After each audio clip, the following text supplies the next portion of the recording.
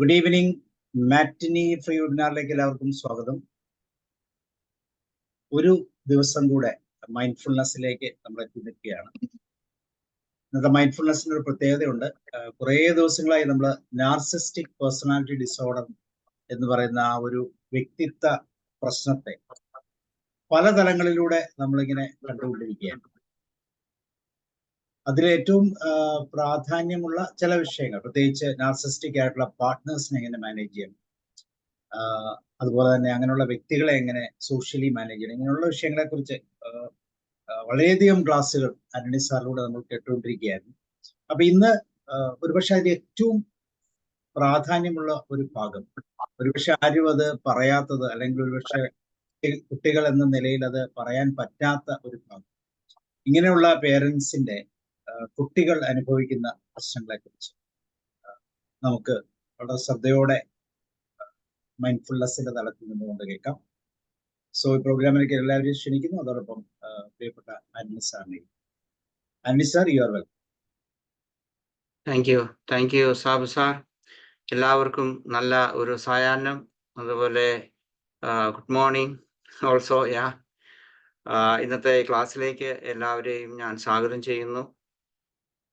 Sabu sir പറഞ്ഞതുപോലെ ആത്മാരാധകരായ വ്യക്തികൾ അവർ വളർത്തുന്ന മക്കളിലും ആ മക്കൾ അനുഭവിക്കുന്ന ശാരീരികവും മാനസികവും വൈകാരികവുമായിട്ടുള്ള പ്രശ്നങ്ങൾ എന്തൊക്കെയാണ്, ആ പ്രശ്നങ്ങളെ നമുക്ക് എങ്ങനെ മൈൻഡ്ഫുള്ളായിട്ട് നമുക്ക് എങ്ങനെ ഓവർകം ചെയ്യാം, അല്ലെങ്കിൽ അതിനെ നമുക്ക് എങ്ങനെ നേരിടാം എന്നുള്ളതാണ് ഇന്നത്തെ വിഷയം.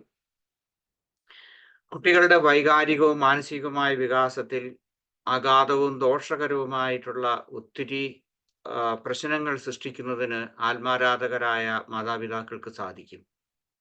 കാരണം ജീവിതത്തിൽ ഒരിക്കലും വേണ്ടത്ര പ്രശംസ അല്ലെങ്കിൽ സംതൃപ്തി, അതുപോലെ തന്നെ വൈകാരികമായിട്ടുള്ള പക്വത, ഇതൊന്നും വരാത്ത ഈ മാതാപിതാക്കൾ അവരുടെ മക്കളെയും അവരുടെ ഒരു പറഞ്ഞൊരു പ്രോട്ടോടൈപ്പ് അല്ലെങ്കിൽ അങ്ങനെ ആ ഒരു രീതിയിൽ വളർത്തിക്കൊണ്ടുവരികയാണ്. അവരറിയാതെ തന്നെയാണ് ഇത് ചെയ്യുന്നത്. പക്ഷേ ആ വളർത്തൽ അല്ലെങ്കിൽ അത് പിൻതലമുറയ്ക്ക് വീണ്ടും അത് വലിയൊരു ആഘാതം ഏൽപ്പിക്കുന്നുണ്ട്. വളർന്നു വരുന്നവര് മിക്കവാറുമൊക്കെ ഈ മാതാപിതാക്കളെ പോലെ ഈ വൈകാരിക തലത്തിൽ അല്ലെങ്കിൽ മാനസിക തലത്തിൽ അല്ലെങ്കിൽ ശാരീരികമായിട്ടുള്ള ഒട്ടനവധി പ്രശ്നങ്ങളോട് കൂടി തന്നെയാണ് വളർന്നു വരുന്നത്. അത് നമ്മളുടെ സാമൂഹ്യമായിട്ടുള്ള ആ കെട്ടുറപ്പിനെ അല്ലെങ്കിൽ ഒരു വെൽബീയിങ്ങിനെ, മനുഷ്യരും തമ്മിലുള്ള ആ ബന്ധത്തെ ഒക്കെ വളരെയേറെ ദോഷകരമായി ബാധിക്കുന്നതാണ്. വിഷയം the impact of narcissistic parents on children എന്നുള്ളതാണ്. ഇന്നത്തെ ഈ വിഷയത്തിന്റെ ഞാൻ സംസാരിക്കുന്ന അല്ലെങ്കിൽ പ്രധാനപ്പെട്ട പോയിന്റ്സ് എന്തൊക്കെയാണെന്ന് ചോദിച്ചാൽ, who is a narcissistic parent? ആരാണ് ഒരു ആത്മാരാധകരായ അല്ലെങ്കിൽ രക്ഷകർത്താവ് ആരാണ്? Then key characteristics of narcissistic parent, അവരുടെ പ്രധാനപ്പെട്ട അത് ഞാൻ വളരെ ചുരുക്കമായിട്ടേ പറയുന്നുള്ളൂ. അതുപോലെ ഇന്ന് പ്രത്യേകമായിട്ട് ഞാൻ പറയുന്നുണ്ട് പർപ്പസ് ഓഫ് ദി ഡിസ്കഷൻ, എന്താണ് ഇതുകൊണ്ട് ഞാൻ ഉദ്ദേശിക്കുന്നത്, അതുപോലെ മാനസികമായിട്ടുള്ള psychological effect of narcissistic parent, പിന്നെ ഫിസിയോളജിക്കൽ എഫക്റ്റും സംഭവിക്കുന്നതാണ്, പിന്നെ mindful approach to deal with narcissistic parent. ഇത്രയും കാര്യങ്ങളെ കുറിച്ച് ആണ് ഞാൻ ഇന്ന് സംസാരിക്കുന്നത്. ഓക്കെ, ഒന്നാമത്തേത് who is a narcissistic parent എന്ന് ചോദിച്ചാൽ, ആത്മാരാധകരായ ഒരു രക്ഷകർത്താവ് ആരാണെന്നുള്ളതിന്റെ ഉത്തരം, അതായത് നാർസിസിസ്റ്റിക് ആയിട്ടുള്ള ഹൂ എക്സിബിറ്റ്സ്, ഒരു പേഴ്സൺ, ആത്മാരാധകരായ ഒരു വ്യക്തി തൻ്റെ തന്നെ പ്രാധാന്യം, തനിക്ക് തന്നെ പ്രാധാന്യം, അത് എല്ലാ കാര്യങ്ങളിലും പ്രാധാന്യം, പ്രത്യേകിച്ച് മാനസികവും വൈകാരികവുമായ തലത്തിൽ അവരുടെ കാര്യങ്ങൾക്ക് വേണ്ടിയിട്ട് കൂടുതൽ പ്രാധാന്യം കൊടുക്കുക ജീവിതത്തിൽ. അത് മക്കളാകട്ടെ, ഭാര്യ ആകട്ടെ, ഭർത്താവാകട്ടെ, അല്ലെങ്കിൽ ഇങ്ങനെ ഏതെങ്കിലും വ്യക്തികളാകട്ടെ, അവരുടെ സഹപ്രവർത്തകരാകട്ടെ, അയൽക്കാരാകട്ടെ, ഇങ്ങനെയുള്ള വ്യക്തികളെക്കാൾ കൂടുതൽ പ്രാധാന്യം സ്വന്തം കാര്യങ്ങൾക്ക് വേണ്ടി നടത്തുകയും അവരുടെ ആ സെൽഫ് ഇമേജ് അല്ലെങ്കിൽ അവരുടെ ആഗ്രഹങ്ങൾ, ഇതിനെല്ലാം അവര് പ്രാധാന്യം കൊടുക്കുന്നത് കൊണ്ട് മറ്റുള്ളവർക്ക്, പ്രത്യേകിച്ച് ഇന്നത്തെ ഈ വിഷയമായിട്ട് പറയുമ്പോൾ, മക്കളുടെ ആ സെൽഫ് ഇമേജ് അതുപോലെ തന്നെ അവരുടെ ഓവറോൾ വെൽബീയിങ്ങിന് എതിരായിട്ട് വരുന്നു, അല്ലെങ്കിൽ അതിനെ ഹാനികരമായിട്ട് ബാധിക്കുന്നു എന്നുള്ളതാണ്. ഇങ്ങനെയുള്ള ഒരു മാതാവോ പിതാവോ അങ്ങനെയുള്ള ആത്മാരാധകരായ വ്യക്തിയെയാണ് നമ്മൾ ഒരു നാർസിസിസ്റ്റിക് പേരന്റ് എന്ന് നമ്മൾ വിളിക്കുന്നത്. ഓക്കെ, അവരുടെ പ്രാധാന്യം അല്ലെങ്കിൽ അവർ കൊടുക്കുന്ന എല്ലാത്തിനും മുൻഗണന കൊടുക്കുന്ന അവരുടെ ആവശ്യങ്ങൾക്കാണ്. ഇത് വളരെ ദോഷകരമായി മക്കളുടെ ഭാവിയിലുള്ള ജീവിതത്തിന്, അവരുടെ സ്വഭാവ രൂപീകരണത്തിലും അവരുടെ മാനസികവും ശാരീരികമായിട്ടുള്ള വളർച്ചയെല്ലാം ബാധിക്കുന്നതാണ്. ഓക്കെ, ഇന്നത്തെ പർപ്പസ് എന്ന് പറയുന്നത്, ഒന്നാമതായിട്ട് ഞാൻ ഉദ്ദേശിക്കുന്നത് നമ്മൾക്ക് ഒരു അവയർനെസ് ക്രിയേറ്റ് ചെയ്യുക എന്നുള്ളതാണ്. ഈ ടോക്ക് വഴി, അല്ലെങ്കിൽ ഇന്ന് ക്ലാസ്സിൽ പങ്കെടുക്കുന്നവരുണ്ട്. ഈ ക്ലാസ്സിന് ശേഷം പലരും നൂറുകണക്കിന് ആൾക്കാർ ചിലപ്പോൾ ഒരുപക്ഷെ ഈ വീഡിയോ കാണുന്നുണ്ടാവും. അവർക്കൊക്കെ ഒരു അവയർനെസ് കൊടുക്കുക. നമ്മൾ യഥാർത്ഥത്തിൽ ഒരു ആത്മപരിശോധന നടത്തുന്നതിന് വേണ്ടിയിട്ടാണ്. അതായത് ഞാൻ അല്ലെങ്കിൽ എൻ്റെ പാർട്ട്ണർ എന്ന് പറയുന്ന അവര് ഒരു ആത്മാരാധകരായ വ്യക്തിയാണോ?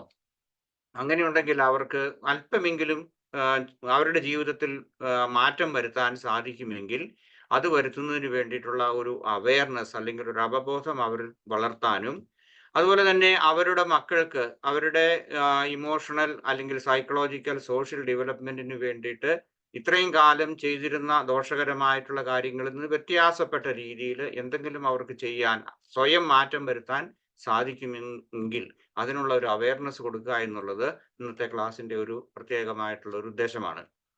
മറ്റൊന്ന്, അണ്ടർസ്റ്റാൻഡ് സൈക്കോളജിക്കൽ എഫക്റ്റ്. അതായത് ഇങ്ങനെ വളർന്നു വരുന്ന കുട്ടികളിൽ ഉണ്ടാകുന്ന മാനസികമായിട്ടുള്ള വ്യത്യാസം അല്ലെങ്കിൽ പ്രശ്നങ്ങൾ എന്തൊക്കെയാണ് എന്നുള്ളതും, അതുപോലെ തന്നെ ഇവരിൽ ഉണ്ടാകുന്ന ലോങ് ടൈം അവരുടെ വളർച്ചയിൽ, അവരുടെ വിദ്യാഭ്യാസം അല്ലെങ്കിൽ വളർച്ച, അവരുടെ മാരീഡ് ആയിട്ടുള്ള ലൈഫ്, ഇങ്ങനെയൊക്കെയുള്ള എല്ലാ കാര്യങ്ങളിലും അവർക്ക് വരുന്ന മാനസികമായിട്ടുള്ള പ്രശ്നങ്ങളെ കുറിച്ച് ഒന്ന് ചൂണ്ടിക്കാണിക്കുക. അതുപോലെ തന്നെ ഇവർക്ക് നഷ്ടപ്പെടുന്ന ആ സെൽഫ് എസ്റ്റീം, അതുപോലെയുള്ള കാര്യങ്ങളൊക്കെ എന്തൊക്കെയാണെന്നുള്ളത് മനസ്സിലാക്കി കൊടുക്കാൻ വേണ്ടിയിട്ടുള്ള ഒരു ഉദ്ദേശമുണ്ട്. മറ്റൊന്ന്, encourage and support the intervention. ഒരുപക്ഷെ നമ്മളുടെ സാമൂഹ്യമായ തലത്തിൽ പ്രവർത്തിക്കുന്ന പ്രൊഫഷണൽസ് ഉണ്ട്, തെറപ്പിസ്റ്റ് ഉണ്ട്, അല്ലെങ്കിൽ വിദ്യാഭ്യാസം നടത്തുന്നവരുണ്ട്, സോഷ്യൽ വർക്കേഴ്സ് ഉണ്ട്, അല്ലെങ്കിൽ ഫാമിലി മെമ്പേഴ്സ് ഉണ്ട്, സുഹൃത്തുക്കളുണ്ട്. ഇവർക്കെല്ലാം ഒരു അവബോധം വളർത്തുക, അല്ലെങ്കിൽ അവരെയൊക്കെ ഒന്ന് പ്രോത്സാഹിപ്പിക്കുക. ഇങ്ങനെയുള്ള ആത്മാരാധകരായിട്ടുള്ള മാതാപിതാക്കന്മാരുണ്ടെങ്കിൽ അവരെ അവരിൽ നിന്നൊരു മാറ്റി ചിന്തിക്കാൻ, അവരെന്താണ് ചെയ്യുന്നത് എന്നുള്ളതിനെ കുറിച്ച് ഒരു അവബോധം കൊടുക്കുക. അതുപോലെ സപ്പോർട്ട് ആൻഡ് ഇന്റർവെൻഷൻ, ഇത് അപ്രോപ്രിയേറ്റ് ആയിട്ടുള്ള രീതിയിൽ ചെയ്യാൻ വേണ്ടിയിട്ടുള്ള ഒരു ഉദ്ദേശം ഈ ക്ലാസ്സിനുണ്ട്. Then promote healing. നമുക്കറിയാം, നമ്മൾ വളരെയേറെ മാനസികമായിട്ട് അല്ലെങ്കിൽ ശാരീരികമായിട്ട് ഒത്തിരി എഫക്റ്റ് വരുന്നുണ്ട്. അത് ഞാൻ പറയുന്നുണ്ട് ക്ലാസ്സിൽ. അപ്പൊ ഇങ്ങനെയുള്ള മാതാപിതാക്കളിൽ നിന്നുണ്ടായിട്ടുള്ള ആളുകൾക്കുണ്ടായിട്ടുള്ള ആ ഡാമേജ്, അല്ലെങ്കിൽ അവർക്കുണ്ടായിട്ടുള്ള അവരുടെ ആ ഓവറോൾ വെൽബീയിങ്ങിനെ എന്തെങ്കിലുമൊക്കെ സംഭവിച്ചിട്ടുണ്ടാകും, തീർച്ചയായിട്ടും സംഭവിച്ചിട്ടുണ്ട്. അതിൽ നിന്നെല്ലാം ഒരു ഹീലിംഗ് കൊടുക്കാൻ വേണ്ടിയിട്ട് ഒരു സെൽഫ് അവയർനെസ് കൊടുക്കുക. അതുപോലെ തന്നെ അവർക്ക് പേഴ്സണൽ ഗ്രോത്ത് ഉണ്ടാകാൻ വേണ്ടിയിട്ടെല്ലാം സഹായിക്കുന്നതിന് വേണ്ടിയിട്ട് ഓവറോൾ ഒരു ഹീലിംഗിന്റെ ഒരു പ്രോസസ്സാണിത്. അതേക്കുറിച്ച് അറിയിക്കുക എന്നുള്ളതാണ്. Then foster healthy parenting. അതുപോലെ തന്നെ മാതാപിതാക്കൾക്ക് ഒരു മാതാവിനോ പിതാവിനോ അല്ലെങ്കിൽ രണ്ടുപേർക്കും ചിലപ്പോൾ അങ്ങനെ സംഭവിക്കാറുണ്ട്. ഇങ്ങനെയുള്ള ആ സന്ദർഭങ്ങളിൽ അവർക്കുണ്ടായിട്ടുള്ള അല്ലെങ്കിൽ അവരുടെ പെരുമാറ്റ ദോഷം കൊണ്ടുണ്ടായിട്ടുള്ള അതിൽ നിന്ന് വ്യത്യാസപ്പെട്ട രീതിയിൽ കുറച്ചുകൂടി അവബോധത്തോടു കൂടി കുറച്ചുകൂടി പോസിറ്റീവായിട്ട് മക്കളോട് പെരുമാറുക, അവരെ അംഗീകരിക്കുക, ഇങ്ങനെയുള്ള കാര്യങ്ങൾ ചെയ്യാനും, അതുപോലെ തന്നെ ഒരു ഉത്തരവാദിത്വമുള്ള, അതുപോലെ തന്നെ വൈകാരികമായിട്ടുള്ള ആ ഒരു സപ്പോർട്ട് മക്കൾക്ക് കൂടുതൽ കൊടുത്തുകൊണ്ട് അവരുടെ വൈകാരികവും ശാരീരികവും മാനസികവുമായ വളർച്ചയെ സഹായിക്കുന്നതിന് വേണ്ടിയിട്ടുള്ള കൂടുതൽ എംപത്തറ്റിക് ആയിട്ടുള്ള ഒരു അപ്രോച്ച് അവരുടെ ആ പേരന്റിങ്ങിൽ അതിൽ മാറ്റം വരുത്തുന്നതിന് വേണ്ടി കൂടി ഈ ക്ലാസ് കൊണ്ട് ഉദ്ദേശിക്കുന്നുണ്ട്. ഇനി നമ്മൾ മനസ്സിലാക്കേണ്ടത്, അതായത് ഇങ്ങനെയുള്ള മാതാപിതാക്കന്മാരിൽ ഉള്ളതായിട്ട് കാണപ്പെടുന്ന ചില കാര്യങ്ങൾ, അടിസ്ഥാനപരമായിട്ടുള്ള അവരിൽ ഉള്ളതായിട്ടുള്ള ഒരു ക്യാരക്ടറിസ്റ്റിക് അല്ലെങ്കിൽ അവരുടെ സ്വഭാവങ്ങൾ എന്താണ് എന്നുള്ളതാണ്. നിങ്ങൾക്ക് ഏകദേശം അറിയാം. നമ്മളിപ്പം കുറെ ക്ലാസ്സുകൾ ഈ നാർസിസിസത്തെ കുറിച്ച് അല്ലെങ്കിൽ ആത്മാരാധകരായ വ്യക്തികളെ കുറിച്ച് എടുത്തു. അപ്പൊ ഏകദേശം നിങ്ങൾക്ക് ഇവരുടെ സ്വഭാവങ്ങൾ അറിയാവുന്നതാണ്. എങ്കിലും ഇവരിൽ ഒരിക്കലും ഒരു എമ്പതി ഉണ്ടായിരിക്കില്ല. അവരവരുടെ സ്വന്തം കാര്യം സിന്ദാബാദ് എന്ന് പറയുന്ന അതല്ലാതെ ഞാൻ പറഞ്ഞ അവർക്ക് ഇപ്പൊ ചില ആളുകള് മക്കളെ വേണ്ടത്ര ഒട്ടും തന്നെ അവർ കെയർ ചെയ്യാറില്ല. ഭാര്യയെ ചെയ്യാറില്ല, അല്ലെ ഭർത്താവിനെ ചെയ്യാറില്ല. അവരുടെ സ്വന്തം കാര്യങ്ങളാണ്. പിന്നെ ചിലപ്പോഴൊക്കെ ചില അഭിനയങ്ങളൊക്കെ വരും. അവർക്ക് അവരുടെ സ്വന്തം കാര്യമല്ലാതെ ഞാൻ പറഞ്ഞ ഒരു എമ്പതി അല്ലെങ്കിൽ ആ മക്കൾ വളരണമെന്നില്ല. അവരുടെ വിദ്യാഭ്യാസത്തെക്കുറിച്ചോ അവരുടെ വളർച്ചയെക്കുറിച്ചോ അവരുടെ നേട്ടങ്ങളെക്കുറിച്ചോ ഒന്നും ആഗ്രഹിക്കാത്ത മാതാപിതാക്കന്മാർ, ഇങ്ങനെയുള്ള ആത്മാരാധകരായിട്ടുള്ള വ്യക്തികൾ ധാരാളമുണ്ട്. അടുത്തത് കൺട്രോൾ ആൻഡ് മാനിപ്പുലേഷൻ ആണ്. അതായത് എനിക്കത് സാധിച്ചില്ല, അല്ലെങ്കിൽ മറ്റുള്ളവരുമായിട്ട് കമ്പയർ ചെയ്യും, അയൽക്കാരുമായിട്ട് കമ്പയർ ചെയ്യും. അങ്ങനെ ഉള്ള അത് എന്താണ് ഇമ്പോസിങ് ദെയർ എക്സ്പെക്ടേഷൻ. അവർക്ക് സാധിച്ചില്ല, അത് മാത്രമല്ല, അത് ഒരു മോട്ടിവേഷന്റെ ഭാഗമായിട്ട് നമുക്ക് എടുക്കാം. എനിക്ക് സാധിച്ചില്ല, പക്ഷെ അതിനുവേണ്ടി നിർബന്ധിക്കുക. എനിക്ക് ഈ ഇതുപോലെയുള്ള ഈ ആത്മാരാധകരായിട്ടുള്ള വ്യക്തികളെ കുറിച്ച് ഓർക്കുമ്പോൾ എനിക്ക് എപ്പോഴും ഓർമ്മ വരുന്നത് ഡോളിമാട ഉള്ളത് കൊണ്ട് ഞാൻ പറഞ്ഞ കാനഡയിലെ ടൊറോണ്ടോയിലുള്ള ഒരാളെ കുറിച്ച് തന്നെയാണ്. ഞാൻ ആ വ്യക്തിയെ കുറിച്ച് പല പ്രാവശ്യം ഞാൻ ഈ ക്ലാസ്സിൽ സൂചിപ്പിച്ചിട്ടുണ്ട്. ആ ആളുടെ ഈ നാർസിസിസ്റ്റിക് ആയിട്ടുള്ള ടെൻഡൻസി. അതായത് ഞാൻ പറഞ്ഞല്ലോ, അവിടെ ചെന്നിട്ട് 10, 25, 30 വർഷത്തോളം അവിടെ ജീവിച്ചിട്ട് ഭാര്യയെ ഒരിക്കലും എന്താണ് പാൻസും ഷർട്ടും ഇടാൻ സമ്മതിച്ചില്ല. അതുപോലെ തന്നെ മക്കളുണ്ടായി കഴിഞ്ഞ് കഴിഞ്ഞപ്പോഴേക്കും അവർക്ക് അവരുടേതായ താല്പര്യങ്ങളുണ്ടായിരുന്നു, പഠിക്കണമെന്നുള്ള. പക്ഷെ അവരെ ഡോക്ടർ ആക്കണമെന്നുള്ളതാണ്. അതിനുവേണ്ടി എന്തെല്ലാം കളികൾ കളിച്ചു. അവസാനം ഡോക്ടറായി, ചിലരൊക്കെ ഡോക്ടറായില്ല, അങ്ങനെയൊക്കെ പോണു. എനിവേ ഞാൻ പറഞ്ഞ ഇത് ഹൈ എക്സ്പെക്ടേഷൻ, അതുപോലെ തന്നെ ഇമ്പോസിങ് ദെയർ എക്സ്പെക്ടേഷൻസ്, അതിനു വേണ്ടിയിട്ട് എന്ത് ചെയ്യും, കൺട്രോൾ ചെയ്യും, അതുപോലെ മാനിപ്പുലേഷൻ ചെയ്തുകൊണ്ടിരിക്കും. പിന്നെ ഉള്ളത് കണ്ടീഷണൽ ലവ് ആണ്. If it is okay then you will get it. അതായത് ഏതെങ്കിലും തരത്തിലുള്ള കണ്ടീഷണൽ ലവിലേക്ക് അവർ പോകും. പേരന്റിങ്, നീ ഇത് ഇന്ന കാര്യം ചെയ്യണം, ഇന്ന കാര്യം ചെയ്യരുത്, അല്ലെങ്കിൽ അവരുടെ ആ എക്സ്പെക്ടേഷൻ അനുസരിച്ച് വളർന്നു വരുന്ന മക്കളെ, ഇപ്പൊ 2 3 മക്കളുണ്ടെങ്കിൽ അവര് ഈ കണ്ടീഷൻസ് ഫുൾഫിൽ ചെയ്തോ ഇല്ലയോ എന്നുള്ളതിനനുസരിച്ചായിരിക്കും. ഇനി മാത്രമല്ല, ഞാൻ അടുത്ത ഇതിലേക്ക് വരുന്നുണ്ട്, ഗോൾഡൻ ചൈൽഡ് ആൻഡ് അതുപോലുള്ള ആ സ്കേപ്പ് കോഡ് ചൈൽഡ് എന്നൊക്കെ പറഞ്ഞുള്ള തരംതിരിക്കൽ വരുന്നുണ്ട്. അതിലേക്ക് ഞാൻ വരുന്നുണ്ട്. എനിവേ ഇവരുടെ കണ്ടീഷണൽ ആയിട്ടുള്ള ലവ് ആയിരിക്കും. ഇനി ഈ ലവ് എന്ന് പറയുന്നത്, അല്ലെങ്കിൽ ബേസിക് ആയിട്ടുള്ള അത് തന്നെ അവരുണ്ടോ എന്നുള്ളതിനെ കുറിച്ചും തീർച്ചയായിട്ടും നമ്മൾ ചിന്തിക്കേണ്ടതുണ്ട്. ഒരുപക്ഷെ ഇവർക്ക് അവരെക്കുറിച്ച് മാത്രമേ ലവ് ഉണ്ടായിരിക്കുകയുള്ളൂ. ബേസിക് ആയിട്ട് അവർക്ക് ഫാമിലി, കുടുംബം, അല്ലെങ്കിൽ അവരുടെ ബന്ധങ്ങൾ, ഇതൊന്നും പ്രശ്നമല്ലാത്ത ഈ ആത്മാരാധകരായ വ്യക്തികളുണ്ട്. ദെൻ അടുത്തത് വൈകാരികമായിട്ടുള്ള എന്താണ് നെഗ്ലക്റ്റ് എന്ന് പറയാം. ഇമോഷണൽ നീഡ്സ് ആൻഡ് കുട്ടികളുടെ ഇതുപോലെയുള്ള നീഡ്സ്, ഇമോഷണൽ ആയിട്ട് അവരെ പ്രോത്സാഹിപ്പിക്കുക, അല്ലെങ്കിൽ അവരെ കെയർ ചെയ്യുക, ഇങ്ങനെയുള്ള കാര്യങ്ങൾ അവർ ഒരിക്കലും ശ്രദ്ധിക്കാറില്ല. അങ്ങനെയുള്ളവരായിരിക്കും കൂടുതൽ ഇതുപോലെയുള്ള ആത്മാരാധകരായ വ്യക്തികൾ. അടുത്തത്, ഇങ്ങനെയുള്ള ആളുകളുടെ ഈ ആത്മാരാധകരായ വ്യക്തിക്ക് അവരുടെ ഫുൾഫിൽമെന്റ്, അല്ലെങ്കിൽ അഡ്മിറേഷൻ, ഇങ്ങനെയുള്ള കാര്യങ്ങൾ കിട്ടുന്നതിന് വേണ്ടി അവരുടെ സ്വന്തം മക്കളെ അവർ എക്സ്പ്ലോയിറ്റ് ചെയ്യും. അതായത് ഇയാൾ ചെയ്തിട്ടുള്ള, അല്ലെ ഈ അപ്പനോ അമ്മയോ ചെയ്യുന്ന അവർക്ക് കൂടുതൽ സ്തുതിപാഠം കിട്ടണം, അല്ലെങ്കിൽ അവരെ കൂടുതൽ എൻകറേജ് ചെയ്യണം, അവരെ കൂടുതൽ കൺസിഡർ ചെയ്യണം, പ്രോത്സാഹിപ്പിക്കണം. അവരുടെ മക്കളെക്കാൾ കൂടുതലായിട്ട് ഇങ്ങനെയുള്ള വ്യക്തികളെ ചെയ്യുന്നതിന് വേണ്ടിയിട്ടുള്ള ആ ഒരു ടെൻഡൻസി ഈ മാതാപിതാക്കളിൽ ഉണ്ടാകും. അടുത്തതാണ് ഞാൻ പറഞ്ഞ ഗോൾഡൻ ചൈൽഡ്. ഗോൾഡൻ ചൈൽഡ് എന്ന് പറഞ്ഞു കഴിഞ്ഞാൽ, ഇപ്പൊ 2 3 മക്കളുണ്ട്. അപ്പൊ നമ്മുടെ പഴയ കാലത്തൊക്കെയാണ് 5 6 8 മക്കളൊക്കെ ഉള്ള ഈ ഒരു കുടുംബത്തില് അവരെന്ത് ചെയ്യുന്ന വെച്ച് കഴിഞ്ഞാൽ 1 2 പേരെയെങ്കിലും ഈ ഇങ്ങനെയുള്ള ആത്മാരാധകരായ വ്യക്തിയെ സ്വന്തമാക്കും. That means golden child. അതാണ് ഇവരുടെ ഏറ്റവും പ്രിയപ്പെട്ടവരാക്കി മാറ്റും. അതിനുശേഷം അവര് സ്കേപ്പ് കോഡ് ചൈൽഡ് എന്ന് പറഞ്ഞ് വേറൊരു രീതിയിലേക്ക് വരുന്നുണ്ട്. ഞാനത് എക്സ്പ്ലെയിൻ ചെയ്യാം. അതായത് ഇവര് ചെയ്യുന്നത് എന്താണെന്ന് വെച്ച് കഴിഞ്ഞാൽ, എ ഗോൾഡൻ ചൈൽഡ് എന്ന് പറഞ്ഞു കഴിഞ്ഞാല് കൂടുതലായിട്ട് അവരെ കൂടുതൽ പ്രശംസിക്കും. അവർ തെറ്റ് ചെയ്താലും അത് ഒരു ശരിയാണെന്നുള്ള രീതിയിലോ, അല്ലെങ്കിൽ അതിനെ ഇഗ്നോർ ചെയ്യും, ഇങ്ങനെയുള്ളതുണ്ട്. അവരെ കൂടുതലായിട്ട് പ്രശംസിക്കും. നീ നോക്ക്, മറ്റുള്ള കൊച്ചിനോട് പറയും, ചേട്ടനോ ചേട്ടത്തിയോ അനുജത്തിയോടൊക്കെ പറയും, നീ ഇവനെ നോക്ക്, അല്ലെങ്കിൽ ഇവളെ നോക്കി പഠിക്കാൻ പറയും. കൂടുതൽ പ്രശംസ അവരിലേക്ക് കൊടുക്കാൻ വേണ്ടിയിട്ട് ഇതുപോലെ ഈ ഗോൾഡൻ ചൈൽഡിന് വേണ്ടിയിട്ടുള്ള ആ പെരുമാറ്റങ്ങൾ ഇവരിൽ നിന്നുണ്ടാകും. ഒരു പരിധി വരെ ഓട്ടോണമിക് ചൈൽഡാണ് ഇവര്. കുറേയൊക്കെ അവർക്ക് കൂടുതൽ മറ്റുള്ള മക്കളെക്കാൾ കൂടുതൽ സ്വാതന്ത്ര്യം കൊടുക്കും. ഇവനാണെല്ലാം, അല്ലെങ്കിൽ ഇവളാണ് എൻ്റെ സ്വന്തം എന്ന് പറയുന്ന. ഇവിടെ ഒരു ടിപ്പിക്കൽ ഒരു ലൈഫ് എക്സാമ്പിൾ ഞാൻ പറയാം. ഇവിടെ ഒരു മലയാളി സ്ത്രീയുണ്ട്. അപ്പൊ അവർക്ക് 2 മക്കളുണ്ട്. 2 ഭർത്താക്കന്മാരിൽ നിന്നുള്ളതാണ്. അപ്പൊ ഒരു മകൻ പഠിച്ച് ഡോക്ടറായി. അത് കഴിഞ്ഞിട്ട് കാണുന്ന ഞങ്ങളോട് എപ്പോഴെങ്കിലും എവിടെയെങ്കിലുമൊക്കെ വെച്ച് കഴിഞ്ഞാൽ പറയും, എനിക്കൊരു മകനേ ഉള്ളൂ കേട്ടോ, എനിക്കൊരു മകൻ. പക്ഷെ എല്ലാവർക്കും അറിയാം പല ഭർത്താക്കന്മാരുണ്ടായിരുന്നെന്നും 2 മക്കളുണ്ടായിരുന്നു എന്നൊക്കെ എല്ലാവർക്കും അറിയാം. എന്നാലും പറയും എനിക്ക് ഒരു മകനേ ഉള്ളൂ. ഇതാണ് എൻ്റെ മകൻ. കാരണം ഇവൻ പഠിച്ച് ഡോക്ടറായി അതുകൊണ്ടാണ്. അപ്പൊ അങ്ങനെയുള്ള ആ സ്വഭാവ രീതികൾ ഇവർ കാണിക്കും. പിന്നെ ഒരു പരിധി വരെയൊക്കെ ഇവര് കുറച്ചൊക്കെ സ്വാതന്ത്ര്യം കൊടുക്കും. പക്ഷെ എന്നാലും ഒരു പട്ടം പറപ്പിക്കുന്ന പോലെയാണ് ഒരു പിടുത്തം അവരിൽ എപ്പോഴും ഉണ്ടായിരിക്കും. ഇങ്ങനെയുള്ള വ്യക്തികൾക്ക് അടുത്തത് ഫ്രജൈൽ സെൽഫ് വർത്ത് ആണ്. അതായത് ഇങ്ങനെ ഈ ഗോൾഡൻ ചൈൽഡിന് കാര്യം പറഞ്ഞാലും കുറച്ചൊക്കെ പ്രശംസയും പരിഗണനയും സ്വാതന്ത്ര്യവും ഒക്കെ കിട്ടുന്നുണ്ടെങ്കിലും അവർക്ക് അവരുടേതായിട്ടുള്ള ആ സെൽഫ് വർത്തിൽ അവർ വളരെ ഫ്രജൈൽ ആയിരിക്കും. ദെൻ അടുത്തത് ഈ ഗോൾഡൻ ചൈൽഡിനെ ഒരു കോമ്പറ്റീറ്റീവ് ചൈൽഡായിട്ട് മാറ്റും. എങ്ങനെയാണ് കോമ്പറ്റീറ്റീവ് ചൈൽഡ് ആക്കുന്നത്? കാരണം എല്ലാ വിധത്തിലും മറ്റുള്ള മകനെയോ മകളെയോ അല്ലെങ്കിൽ മക്കളെയോ ആയിട്ട് കമ്പയർ ചെയ്ത് ഇവനാണ് മിടുക്കൻ അല്ലെങ്കിൽ ഇവളാണ് മിടുക്കൻ മിടുക്കി എന്ന് പറഞ്ഞ് ഇങ്ങനെ ഒരു എപ്പോഴും ഇവളെ കണ്ടു പഠിക്കുക അല്ലെ ഇവനെ കണ്ടു പിടിക്കാനുള്ള ആ ഒരു ടെൻഡൻസി കൊടുത്തുകൊണ്ട് ഈ കുട്ടിക്ക് തന്നെ വലിയ ആളാണ് അല്ലെങ്കിൽ ഞാനാണ് നിന്നെക്കാൾ മെച്ചമെന്ന് നോക്കും. അതുകൊണ്ട് എന്ത് ചെയ്യും? അൺഹെൽത്തി ആയിട്ടുള്ള ഒരു കോമ്പറ്റീഷൻ ആ കുടുംബത്തിൽ തന്നെ ഉണ്ടാകും. അതുപോലെ തന്നെ ഒരു പൊട്ടൻഷ്യൽ നാർസിസ്റ്റിക് ട്രെയ്റ്റ്സ് ഈ മാതാപിതാക്കളിൽ നിന്ന് ഇങ്ങനെയുള്ള വ്യക്തികളിൽ നിന്ന് ഈ കുട്ടിയിലേക്ക് ഈ ഗോൾഡൻ ചൈൽഡിലേക്ക് പോകാനുള്ള വളരെ സാധ്യതയുണ്ട്.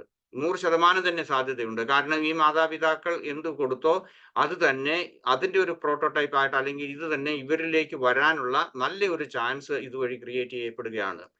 പിന്നെ ഈ കുട്ടി ഗോൾഡൻ ചൈൽഡ് എന്ന് പറയുന്നത് അവരെപ്പോഴും സ്ട്രഗിൾ ഫോർ ഡെവലപ്മെന്റ് അവർക്ക് കൂടുതൽ അവർ സ്ട്രഗിൾ ചെയ്യുന്നുണ്ട്. ഒപ്പം തന്നെ ആ സ്ട്രഗിളിന് സപ്പോർട്ട് കൊടുക്കുന്നുണ്ട്. അതേസമയം ഈ സ്കേപ്പ് കോട്ട് ചൈൽഡ് എന്ന് പറയുന്ന ആ കുട്ടിയെ സംബന്ധിച്ചിടത്തോളം അങ്ങനെയുള്ള കുട്ടികളോ അല്ലെ കുട്ടിയോ അവരെ സംബന്ധിച്ചിടത്തോളം എന്താണ്? അവർക്ക് കോൺസ്റ്റന്റ് ബ്ലെയിം ആണ്.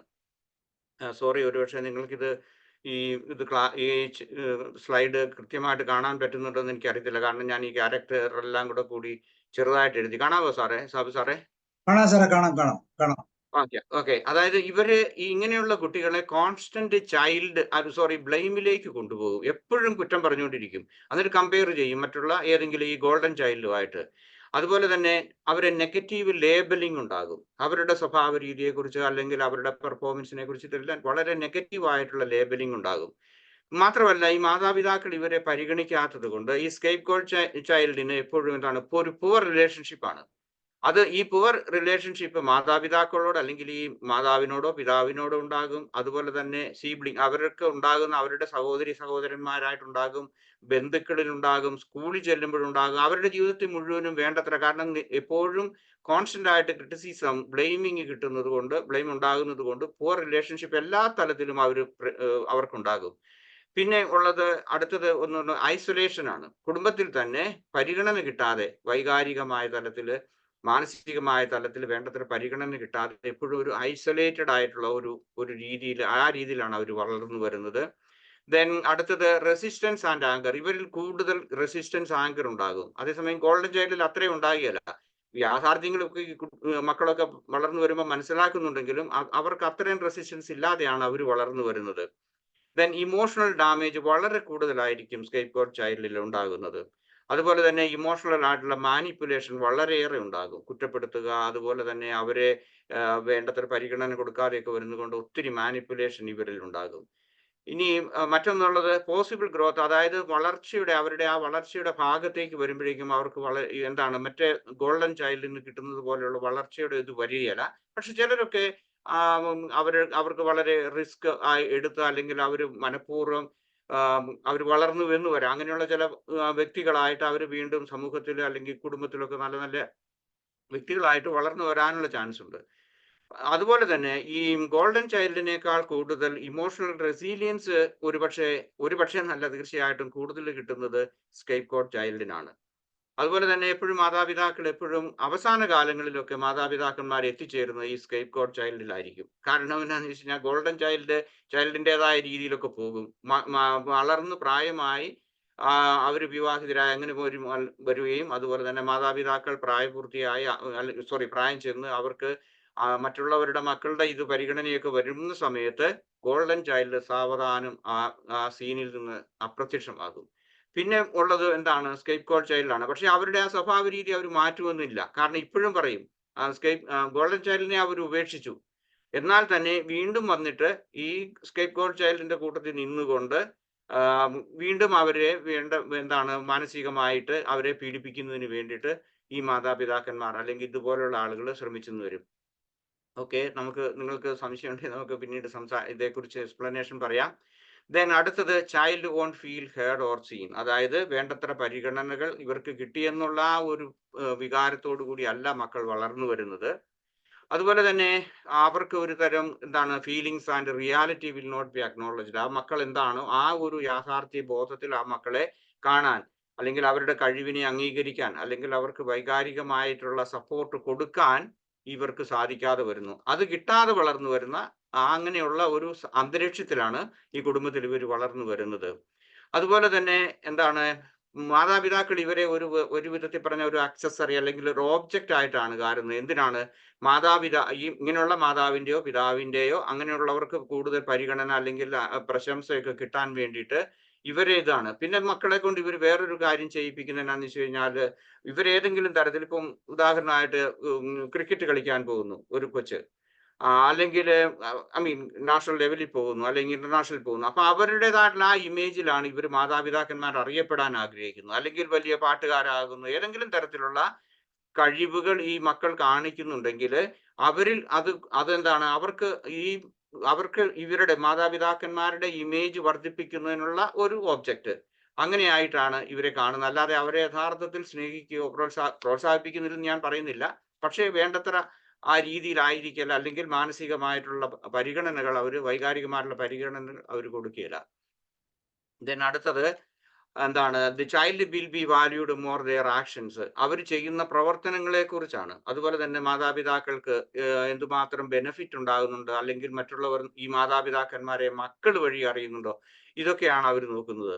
അതുപോലെ തന്നെ മക്കൾ ഇവരെ സംബന്ധിച്ചിടത്തോളം struggle to recognise or trust their own emotions. ഇനി അവരുടെ തന്നെ വികാരങ്ങളെ വേണ്ടത്ര വിധത്തില് വിശ്വസിക്കാൻ, അല്ലെങ്കിൽ അവരുടെ വളർച്ചയ്ക്ക് ആവശ്യമായിട്ടുള്ള അത് കിട്ടാതെ പോകുന്നുണ്ട്. അതുപോലെ തന്നെ എല്ലാ കാര്യങ്ങളിലും ഈ വാലിഡേഷനിലേക്ക് പോകും. ഞാൻ ചെയ്യുന്നത് ശരിയാണോ, അമ്മേ ഞാൻ അത് ചെയ്തോട്ടെ, അല്ലെ അച്ഛാ ഞാനത് ചെയ്തോട്ടെ. എപ്പോഴും ഈ വാലിഡേഷനിലേക്ക് പോകുന്നതുകൊണ്ട് ഒരു റിയാലിറ്റിയിലേക്ക് അവർ വരാൻ സാധിക്കില്ല. എപ്പോഴും ഓവർവെൽമിങ് സെൽഫ് ഡൗട്ടിലേക്കാണ് ഈ മാതാപിതാക്കന്മാർ ഈ മക്കളെ വളർത്തിക്കൊണ്ടുവരുന്നത്. then the child will become afraid of being authentic. അതായത് അവൻ എനിക്കിപ്പോൾ ദേഷ്യം വന്നു, അല്ലെങ്കിൽ എനിക്ക് സങ്കടം വന്നു, അല്ലെങ്കിൽ ആ ഒത്തന്റിസിറ്റി അവരുടേതായ ആ സ്പേസ് കീപ്പ് ചെയ്ത് ഞാൻ എന്താണോ അതേ രീതിയിൽ പ്രകടിപ്പിക്കാൻ സാധിക്കില്ല. കാരണം എന്താണെന്ന് വെച്ച് കഴിഞ്ഞാൽ അവർ ആ രീതിയിൽ പ്രകടിപ്പിച്ചു കഴിഞ്ഞാൽ അത് ശരിയാകുകയില്ല. ഇപ്പം സാധാരണഗതിയിൽ ചില മക്കളൊക്കെ ഒരു ഉദാഹരണം പറഞ്ഞു കഴിഞ്ഞാൽ, അതായത് ചിലർക്ക് നോൺ വെജ് ആയിരിക്കും മക്കൾക്ക് ആഗ്രഹം, പക്ഷെ മാതാവിന് അല്ലെ പിതാവിന് ഇങ്ങനെയുള്ളവർക്ക് വെജ് ആയിരിക്കും, അല്ലെങ്കിൽ നേരെ മറിച്ചാകാം.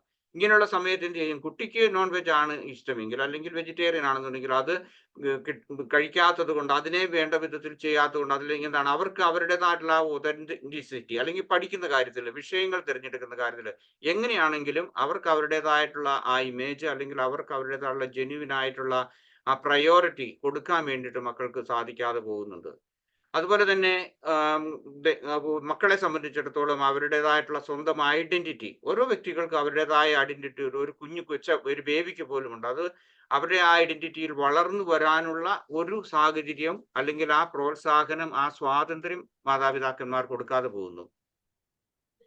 ഓക്കെ, ദെൻ അതുപോലെ തന്നെ ഈ ചൈൽഡ്, അല്ലെങ്കിൽ ഇങ്ങനെയുള്ള മക്കൾ അവരുടെ കുട്ടികളെ അവര് മാനിപ്പുലേറ്റ് ആൻഡ് എക്സ്പ്ലോയിറ്റഡ് ആയിട്ടാണ് ഉപയോഗിക്കുന്നത്, അല്ലെങ്കിൽ ആ രീതിയിലാണ് അവർ വളർന്നു വരുന്നത്. കാരണം സ്വന്തം താല്പര്യം, സ്വന്തം ഇഷ്ടം, അല്ലെങ്കിൽ സ്വന്തം സൽപ്പേര്, അല്ലെങ്കിൽ എന്തെല്ലാം വേണ്ടിയിട്ടാണോ, അല്ലെങ്കിൽ അവരെല്ലാം വൈകാരികമായിട്ട് ഇവരെ ദുരുപയോഗം ചെയ്തുകൊണ്ടിരിക്കും.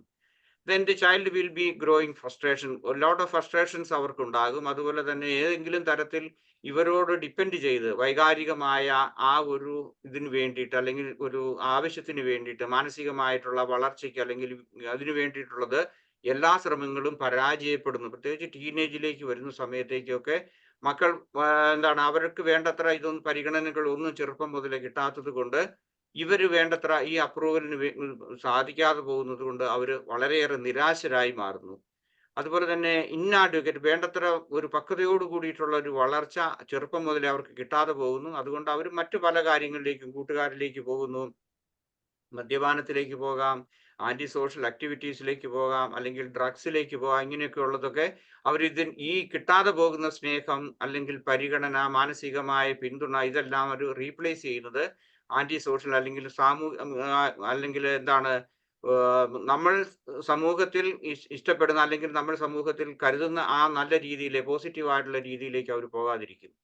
അടുത്തത് സൈക്കോളജിക്കൽ എഫക്ട്സ് ആണ്. എന്തൊക്കെയാണ് മാനസികമായിട്ടുള്ള പ്രശ്നങ്ങൾ എന്തൊക്കെയാണ് മക്കളിൽ ഉണ്ടാകുന്നു എന്നുള്ളതാണ്. ഒന്നാമത്തത് സെൽഫ് എസ്റ്റീം ആണ്. അതായത് അവർക്ക് ഒരു സെൽഫ് എസ്റ്റീമും അതുപോലെ തന്നെ സെക്യൂരിറ്റിയും അവർക്ക് ഫീൽ ചെയ്യുന്നില്ല, അല്ലെങ്കിൽ അത് അവർക്ക് കിട്ടാതെ പോകുന്നു. കാരണം എന്താണെന്ന് വെച്ച് കഴിഞ്ഞാൽ പേരൻസ് എപ്പോഴും ക്രിട്ടിസൈസ് ചെയ്യുന്നു, അതുപോലെ തന്നെ കണ്ടീഷണൽ ലവ് ആണ് അവർക്ക് കൊടുക്കുന്നത്. ഇങ്ങനെയുള്ള മാതാപിതാക്കളിൽ നിന്ന് വളർന്നു വരുന്ന ഈ മക്കളിൽ പലരും വളരെ പെർഫെക്ഷനിസ്റ്റ് ആയിരിക്കും. അതുപോലെ തന്നെ എന്താണ് ഫ്രം എക്സ്റ്റേണൽ വാലിഡേഷൻ കൂടുതൽ അവർ നോക്കുന്നു. അതുപോലെ തന്നെ കൂടുതൽ പ്രഷർ അവർ എന്താണ് ബാഹ്യമായിട്ട് ഉള്ളതിൽ നിന്ന് കിട്ടുന്നു.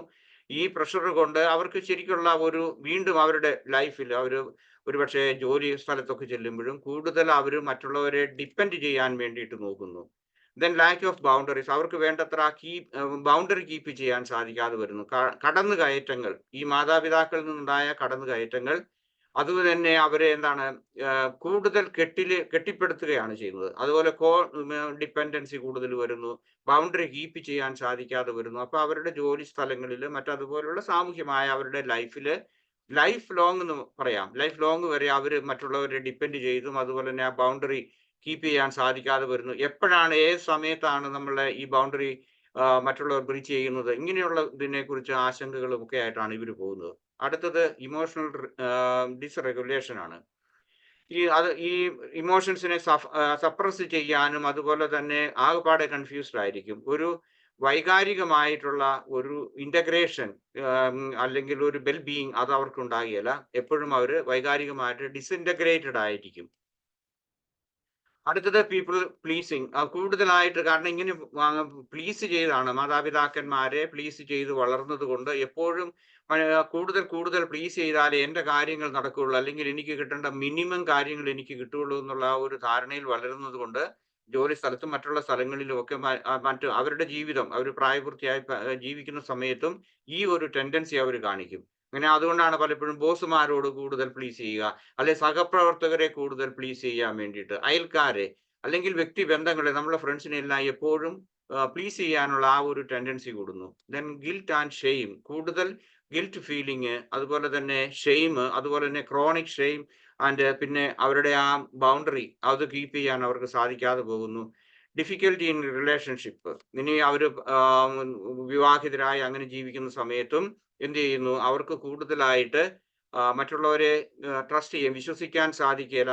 അതുപോലെ തന്നെ ഈ മാതാപിതാക്കളുടെ ആ റെപ്പറ്റീഷൻ ഓഫ് പാറ്റേൺസ് ആണ്, അവരത് ഫോളോ ചെയ്യാൻ വേണ്ടി നോക്കും, അല്ലെങ്കിൽ അത് തന്നെ കോപ്പി ചെയ്ത് അവരുടെ ഈ ട്രിക്കുകൾ, ടെക്നിക്സ്, ഈ ട്രേറ്റ്സ് ഇതെല്ലാം ഇവരിൽ തന്നെ വളർത്തി ഇതാണ് ലൈഫ്, അല്ലെങ്കിൽ ഇതാണ് ജീവിതത്തിന്റെ യഥാർത്ഥ ലൈഫ് എന്നുള്ള വിചാരത്തിൽ ഈ സൈക്കോളജിക്കൽ ആയിട്ടുള്ള ഈ ഗെയിംസ് എല്ലാം കൂടി കളിക്കാൻ വേണ്ടിയിട്ട് അവർ നോക്കും.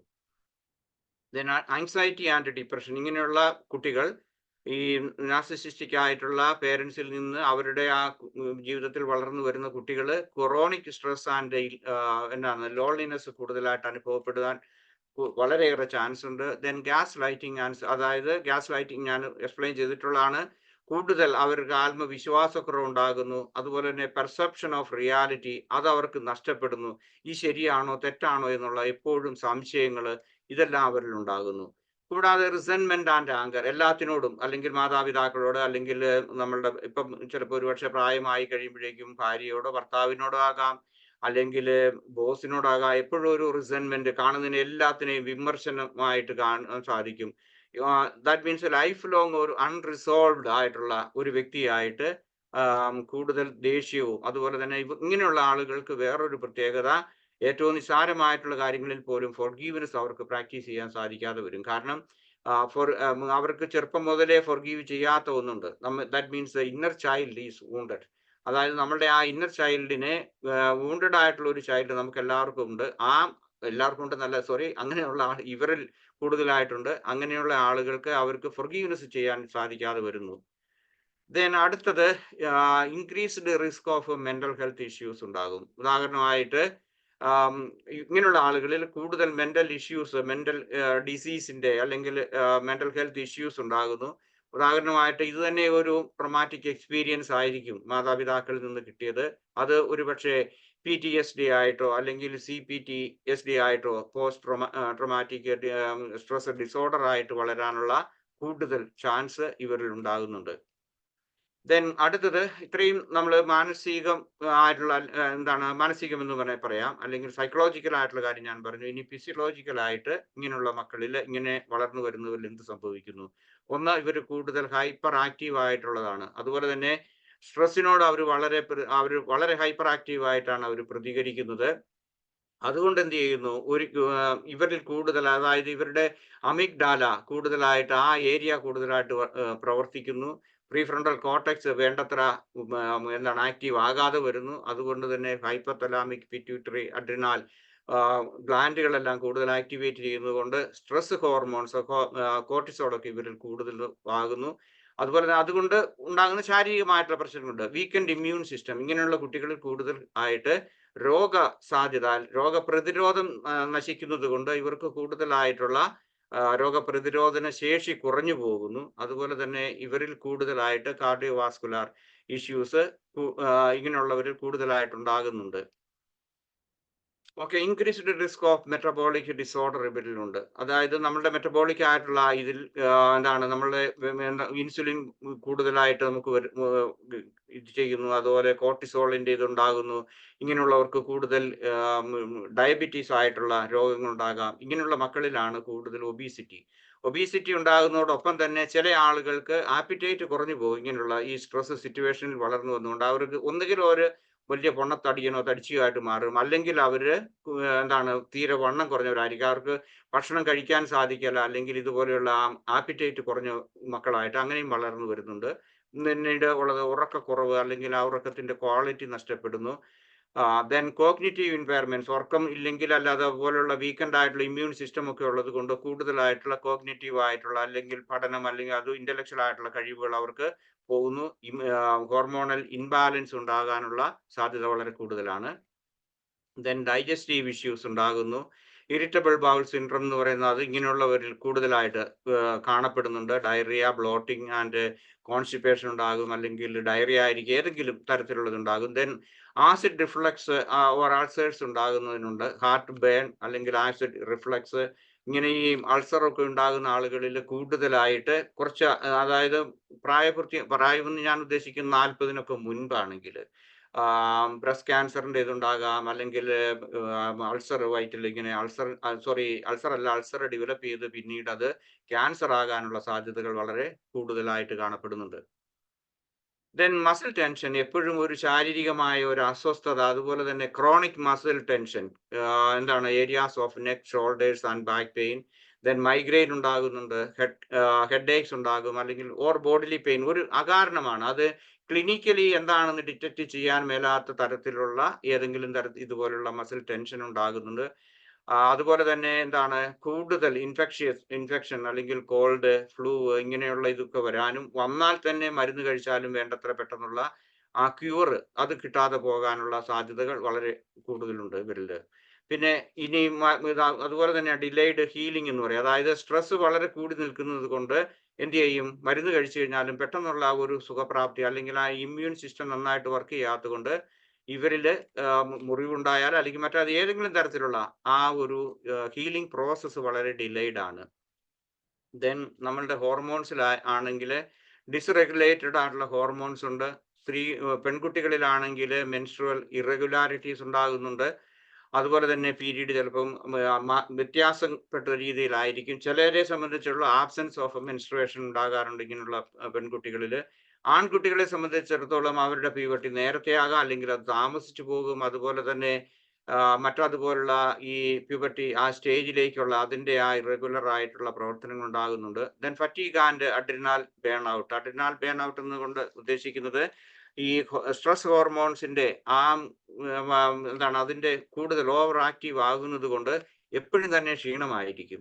അകാരണമായിട്ടുള്ള ക്ഷീണം, അല്ലെങ്കിൽ ലോ എനർജി, അതുപോലെ തന്നെ നമുക്ക് അവരുടെ സ്ട്രെസ് മാനേജ് ചെയ്യാൻ സാധിക്കാത്ത സാഹചര്യത്തിലേക്ക് വരും. അടുത്തത് long term risk of psychosomatic illness. ഏതെങ്കിലും തരത്തിലുള്ള ഇതെല്ലാം തന്നെ ഇപ്പം അൾസർ അല്ലെങ്കിൽ കോൾഡ്, ഇങ്ങനെ ഏതൊരു തരം രോഗം, അതായത് വേണ്ടത്ര ഒരു ഡോക്ടർക്ക് കണ്ടുപിടിക്കാൻ സാധിക്കാത്ത, മെഡിക്കൽ ഫീൽഡിന് കണ്ടെത്താൻ കഴിയാത്ത കാരണങ്ങളോടുകൂടി എന്തെങ്കിലും വരുന്നുണ്ടെങ്കിൽ അത് ലോങ് ടേം സൈക്കോസൊമാറ്റിക് ഇൽനസിലേക്ക് പോകുന്നു. അത് പിന്നീട് ക്യാൻസർ ഒക്കെ ആയിട്ട് മാറാനുള്ള ചാൻസുകൾ കൂടുതലാണ്. Then fight or flight response എപ്പോഴും ഉണ്ടാകും. അതായത് ഹാർട്ട് റേറ്റ് റാപ്പിഡ് ആയിട്ടുള്ള ഇതുണ്ടാകും, ഹാർട്ട് പാൽപിറ്റേഷൻസ് ഉണ്ടാകും, അതുപോലെ ബ്രീത്തിങ് ട്രബിൾസ് ഉണ്ടാകും. പിന്നെ അതുപോലെ തന്നെ എപ്പോഴും feelings being constantly on edge, ഇങ്ങനെയുള്ള, അതായത് ആ ഒരു ഇതിലേക്ക്, ആ പ്രവണതയിലേക്ക് അവർ മാറിക്കൊണ്ടിരിക്കും. Then mindful approach. അടുത്തതായിട്ട് നമുക്ക് മൈൻഡ്ഫുൾ ആയിട്ട് എന്ത് ചെയ്യാൻ പറ്റും എന്നുള്ളതാണ്. മൈൻഡ്ഫുൾ ആയിട്ട് നമുക്ക് ഇങ്ങനെയുള്ള കുട്ടികളിലേക്ക്, അല്ലെങ്കിൽ അവരെ ശ്രദ്ധിച്ചുകൊണ്ട് എങ്ങനെ ഇവരിലേക്ക് കൊണ്ടുവരാം. സാധാരണഗതിയിൽ ഈ കൗൺസിലേഴ്സും ബാക്കിയുള്ള ആളുകളും ഒക്കെ ഇങ്ങനെ ഈ പ്രത്യേകിച്ച് ഭാര്യ ഭർത്തൃ ബന്ധത്തിലേക്ക് പോകുന്ന സമയത്ത് കൗൺസിലിംഗ് കൊടുക്കുമ്പോഴേക്കും ഒരു നാർസിസ്റ്റിക് ആയിട്ടുള്ള എന്തെങ്കിലും ഇങ്ങനെയുള്ള ചെല്ലുമ്പോഴേക്കും അവർ സാധാരണ പെട്ടെന്ന് തന്നെ അവരൊരു തീരുമാനം എടുത്തിട്ട് ഇവർ പറയും ഡൈവോഴ്സ് ചെയ്തോളാൻ പറയും.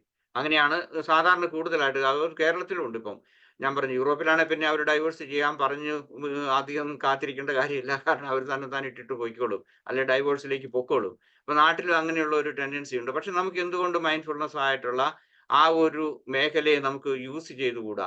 അതുപോലെ തന്നെ ഇപ്പം ഈ ക്ലാസ് കഴിഞ്ഞത് കേൾക്കുന്നവർക്കാണെങ്കിൽ മനസ്സിലാക്കാൻ പറ്റും. ഞാൻ പറഞ്ഞു, ഓക്കെ, എനിക്ക് ഈ കാര്യം എൻ്റെതായിട്ടുള്ള രീതിയിൽ തന്നെത്താൻ മൈൻഡ്ഫുൾ ആയിട്ട് നമുക്ക് സോൾവ് ചെയ്യാൻ പറ്റും. ഒന്നാമത്തെ മൈൻഡ്ഫുൾനെസിന്റെ ഒരു പ്രത്യേകത എന്ന് പറയുന്നത്, അല്ലെങ്കിൽ ചെയ്യാൻ പറ്റുന്നത്, റെക്കഗ്നൈസ് ആൻഡ് അക്നോളജ്. അതാണ് മൈൻഡ്ഫുൾനെസ് എന്ന് പറയുന്നത്. പലപ്പോഴും ഒരു മെഡിറ്റേഷൻ ആയിട്ടാണ് എല്ലാവരും കാണുന്നത്. പക്ഷെ അതൊരു ജീവിതാവസ്ഥയെ, ആർട്ട് ഓഫ് ലിവിങ് ആയിട്ട് ആരും കാണുന്നില്ല. കാരണം എന്താണെന്ന് വെച്ച് കഴിഞ്ഞാല് നമുക്കത് എന്ത് സംഭവിക്കുന്നു, ഈ നിമിഷത്തിൽ എന്ത് സംഭവിക്കുന്നു എന്നതിനെ കുറിച്ചുള്ള നമ്മളുടെ ഒരു കോൺസ്റ്റന്റ് വാച്ചിങ് ആയിട്ട് പറയാം. അല്ലെങ്കിൽ നമ്മളുടെ മാനസികവും വൈകാരികവും ശാരീരികവും ഒക്കെ ആയിട്ടുള്ള കാര്യങ്ങൾ നമ്മൾ വാച്ച് ചെയ്യുന്നു. അതിലേക്ക് അതൊരു കാരണം വാച്ച് ചെയ്യാതെ അൺഅവെയർ ആയിട്ട് പോകുന്ന ആ സാഹചര്യത്തെ കൊണ്ടുവരുന്നു എന്നുള്ളതാണ്.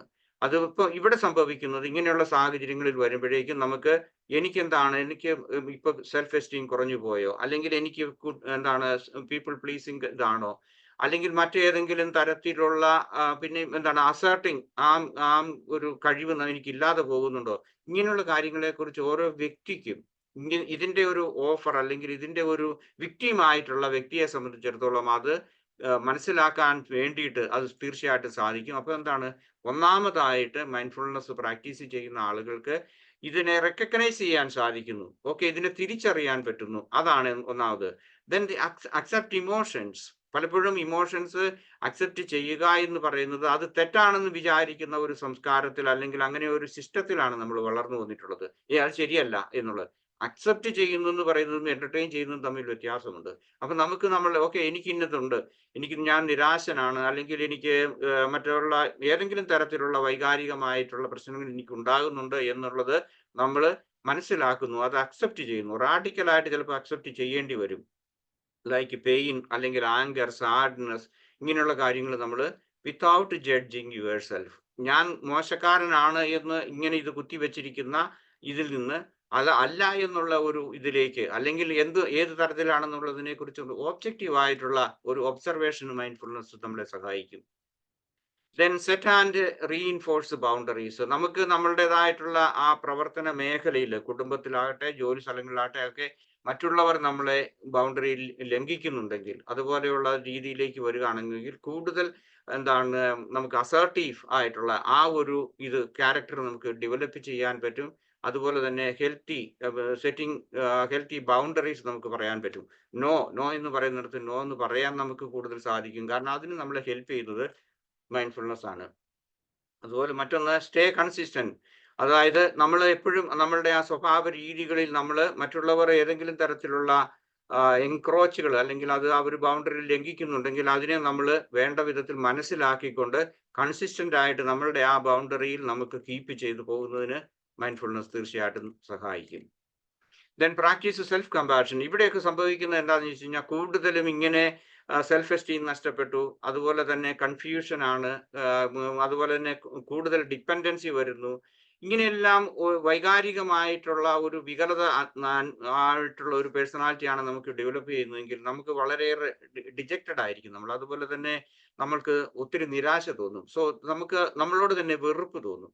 അപ്പൊ അങ്ങനെയുള്ള സാഹചര്യങ്ങളിൽ മൈൻഡ്ഫുൾനെസ് വഴി നമുക്ക് സെൽഫ് കമ്പാഷൻ നമുക്ക് കൂടുതലായിട്ട് നമുക്ക് ഡെവലപ്പ് ചെയ്യാൻ സാധിക്കും.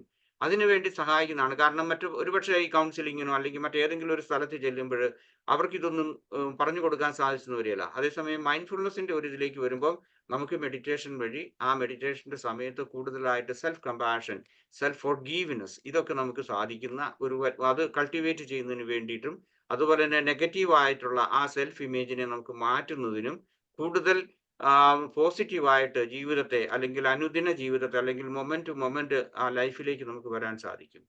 Then acknowledge your worth and treat your self with kindness. Okay, നമുക്ക് ഓരോരുത്തർക്കും ഒരു വർത്ത് ഉണ്ട്. അത് മറ്റുള്ളവർ നമുക്ക് അത് ഡാമേജ് ചെയ്തിരിക്കാം, തീർച്ചയായിട്ടും ഡാമേജ് ചെയ്തിട്ടുണ്ട്. മാതാപിതാക്കൾ ചെയ്തിട്ടുണ്ടാകും, വിദ്യാഭ്യാസ കാലത്ത് നമുക്ക് സംഭവിച്ചിട്ടുണ്ടാകാം, അല്ലെങ്കിൽ ജോലി സ്ഥലത്തായിരിക്കാം, എവിടെയെങ്കിലുമൊക്കെ പോയിട്ടുണ്ടായിരിക്കാം. അപ്പൊ ആ നഷ്ടപ്പെട്ടതിനെ വീണ്ടെടുക്കുന്നതിന് വേണ്ടിയിട്ട് നമുക്ക് സെൽഫ് കൈൻഡ്നസ് അല്ലെങ്കിൽ ആ സെൽഫ് കമ്പാഷൻ നമ്മൾ ഒത്തിരി പ്രാക്ടീസ് ചെയ്യുന്നതിന് മൈൻഡ്ഫുൾനെസ് നമ്മളെ സഹായിക്കും. അതുപോലെ തന്നെ നമുക്ക് ചെയ്യാവുന്ന മറ്റൊന്നാണ് മൈൻഡ്ഫുൾനെസിന്റെ മെഡിറ്റേഷന്റെ സമയത്ത് കൂടുതൽ ശരീരവും മനസ്സും ശാന്തമായിരിക്കുന്ന സമയത്ത് കൂടുതലായിട്ടുള്ള അഫർമേഷൻസ് കൊടുക്കാൻ പറ്റും നമുക്ക്. Self affirmation, I'm not that, അല്ലെങ്കിൽ ഐ എം ഓക്കെ എന്നുള്ള ആ ഒരു ഇതിലേക്ക് വരാനും കൂടുതൽ സ്വന്തം കഴിവിലും സ്വന്തമായിട്ടുള്ള ആ എന്താണ് കഴിവ് അതുപോലുള്ള മറ്റുള്ള കാര്യങ്ങളിലുള്ള നമ്മുടെ ആത്മവിശ്വാസക്കുറവ് വർദ്ധിപ്പിക്കുന്നതിന് സാധിക്കും. മറ്റൊന്ന്, ഈ മൈൻഡ്ഫുൾനെസ്സിനെ കുറിച്ച് പഠിപ്പിക്കുന്ന എല്ലാവരും പറയുന്ന ഒന്നുണ്ട്, ഗ്രാറ്റിറ്റ്യൂഡ് എന്ന് പറയുന്നത്. രാവിലെ നേരം എഴുന്നേൽക്കുമ്പോൾ തൊട്ടേ ഗ്രാറ്റിറ്റ്യൂഡ് പറയണം. കാരണം നമ്മളെ പോലെ തന്നെ ഉറങ്ങാൻ കിടന്ന ആയിരക്കണക്കിന് അല്ലെങ്കിൽ ലക്ഷക്കണക്കിന് ആൾക്കാർ ഈ ലോകത്ത് വീണ്ടും ഉണർന്ന് എഴുന്നേറ്റിട്ടില്ല. അവിടെ തുടങ്ങണമെന്നാണ് പറയുന്നത്. ഗ്രാറ്റിറ്റ്യൂഡ് ഈസ് വളരെ ഇമ്പോർട്ടൻ്റ് ആയിട്ടുള്ള ഒരു മാനസിക വളർച്ചയ്ക്ക് ആവശ്യമുള്ള ഒരു ആറ്റിറ്റ്യൂഡ് അല്ലെങ്കിൽ ഒരു മനോഭാവമായിട്ടാണ് വരുന്നത്. അപ്പൊ അത് തീർച്ചയായിട്ടും നമുക്ക് മൈൻഡ്ഫുൾനെസ് വഴി നമുക്ക് കൂടുതലായിട്ട് നമുക്ക് പ്രാക്ടീസ് ചെയ്യാൻ സാധിക്കും. Then reframe your thoughts. ഒരു തോട്ട് പാറ്റേൺസിലാണ് നമ്മൾ പോയിക്കൊണ്ടിരിക്കുന്നത്. അങ്ങനെ ആ നെഗറ്റിവിറ്റി അല്ലെങ്കിൽ ആ നെഗറ്റീവ് ആയിട്ടുള്ള തോട്ട്സ് ആ പാറ്റേണിനെ ഒന്ന് റീപ്ലേസ് ചെയ്യുന്നതിന് വേണ്ടി അല്ലെങ്കിൽ റീഫ്രെയിം ചെയ്യുന്നതിന് വേണ്ടിയിട്ട് നമുക്ക് ഈ മൈൻഡ്ഫുൾനെസ് സഹായിക്കും. കാരണം മെഡിറ്റേഷന്റെ സമയത്ത് അതുപോലെ തന്നെ നമ്മൾ അങ്ങനെ അല്ല, അതല്ല ഞാൻ മറ്റുള്ളവർ പറഞ്ഞത് രീതിയിലല്ല എന്നുള്ളത്, ഞാൻ പറഞ്ഞ ഒരു യാഥാർത്ഥ്യ ബോധത്തോടു കൂടി അല്ലാത്ത ചിന്തയല്ല ഞാൻ ഉദ്ദേശിക്കുന്നത്. നമ്മൾ കുറെ കൂടി ഒബ്ജക്റ്റീവ് ആയിട്ട് കാണാൻ അല്ലെങ്കിൽ നമുക്ക് റിയാലിറ്റിയെ മനസ്സിലാക്കാൻ തന്നെത്താൻ മനസ്സിലാക്കാനുള്ളതുണ്ട്. ഉദാഹരണമായിട്ട് I am not good enough എന്നുള്ളത് അല്ലെങ്കിൽ you are not good enough എന്നുള്ളത് മാതാപിതാക്കളോ മറ്റാരെങ്കിലും പറഞ്ഞിട്ടുണ്ടെങ്കിൽ അതിനെ നമുക്ക് ചലഞ്ച് ചെയ്യാനും അതിനെ പോസിറ്റീവായിട്ട് ഐ ആം ഗുഡ് ഇനഫ്, അതുപോലെ തന്നെ നമ്മളുടെ അക്കംപ്ലിഷ്മെന്റ്സിനെ നമ്മൾ അംഗീകരിക്കുക, നമ്മളുടെ കഴിവുകളെ നമ്മളുടെ സിദ്ധികളെ നമ്മൾ വളർത്തുക, ഇതൊക്കെ നമുക്ക് ചെയ്യാൻ സാധിക്കുന്നതാണ്. പിന്നെ മറ്റൊന്ന് cognitive restructuring, practice reframing negative thoughts with mindful awareness കൂടുതലായിട്ട്. കാരണം ഇങ്ങനെ എപ്പോഴും ഓവറായിട്ട് മെന്റൽ ചാറ്ററിങ്ങിലൂടെ നമ്മൾ നെഗറ്റിവിറ്റി നമ്മുടെ തലയിൽ ഇങ്ങനെ കയറ്റിയിട്ടുണ്ട്. എല്ലാവരും നമുക്ക് പല സാഹചര്യങ്ങളിലും നമുക്ക് കിട്ടിയിട്ടുണ്ട്. അതിങ്ങനെ റീപ്ലേ ചെയ്തുകൊണ്ടിരിക്കുകയാണ്. ആ റീപ്ലേയിൽ നിന്ന് അല്ലെങ്കിൽ ഓട്ടോ പൈലറ്റ് മോഡിൽ നിന്ന് നമ്മൾ അതിനെ റീപ്ലേസ് ചെയ്ത് അല്ലെങ്കിൽ മാറ്റി മൈൻഡ്ഫുൾ അവയർനെസ്, നമ്മൾ ഈ മൊമെന്റിൽ അവയർ ആകുമ്പോഴേക്കും മറ്റുള്ള ചിന്തകൾ നെഗറ്റീവ് ആയിട്ടുള്ള പ്രത്യേകിച്ച് ഒത്തിരി മാറി കിട്ടും. Then when negative thoughts arise, counter with the positive affirmations. അതൊക്കെ ചെയ്യാൻ വേണ്ടിയിട്ട് നമുക്ക് സാധിക്കും. അല്ലെങ്കിൽ പലപ്പോഴും ഈ കൗൺസിലിങ്ങിന്റെ, ഞാൻ കൗൺസിലേഴ്സിനെ കുറ്റം പറയല്ലോ കേട്ടോ, ഈ കൂട്ടത്തിൽ പലരും ഉണ്ടെന്ന് എനിക്കറിയാം. അങ്ങനെയല്ല ഞാൻ പറയുന്നത്. അവരെ അവിടെ ചെല്ലുമ്പോൾ അവരുടെ ആ സാന്നിധ്യത്തിൽ ചിലപ്പോൾ അവർ വളരെ റിലാക്സ്ഡ് ആയിട്ട് കിടത്തിയിട്ട് ചിലപ്പോൾ പോസിറ്റീവ് അഫർമേഷൻസ് കൊടുക്കും. അത് കഴിഞ്ഞ് പുറത്തിറങ്ങി കഴിയുമ്പോൾ ആ മുറിയിൽ നിന്ന് പുറത്തിറങ്ങി കഴിയുമ്പോഴേക്കും അവർ ഇത് മറന്നു പോകും, ഈ പേഷ്യന്റ് അല്ലെങ്കിൽ ഈ ക്ലയന്റ് മറന്നു പോകുക. അപ്പൊ അങ്ങനെയല്ല, നമുക്കത് നിരന്തരം ആവശ്യമുള്ളതാണ്. കുറെ കാലം നമ്മൾ അത് പ്രാക്ടീസ് ചെയ്ത് നമ്മളുടെ കഴിവിലും നമ്മളുടെ സിദ്ധിയിലും നമുക്ക് എന്തൊക്കെ ചെയ്യാമെന്നുള്ളത് നമ്മൾ സ്വയം വളർത്തിയെടുത്ത് കണ്ടെത്തുകയാണ് ചെയ്യേണ്ടത്.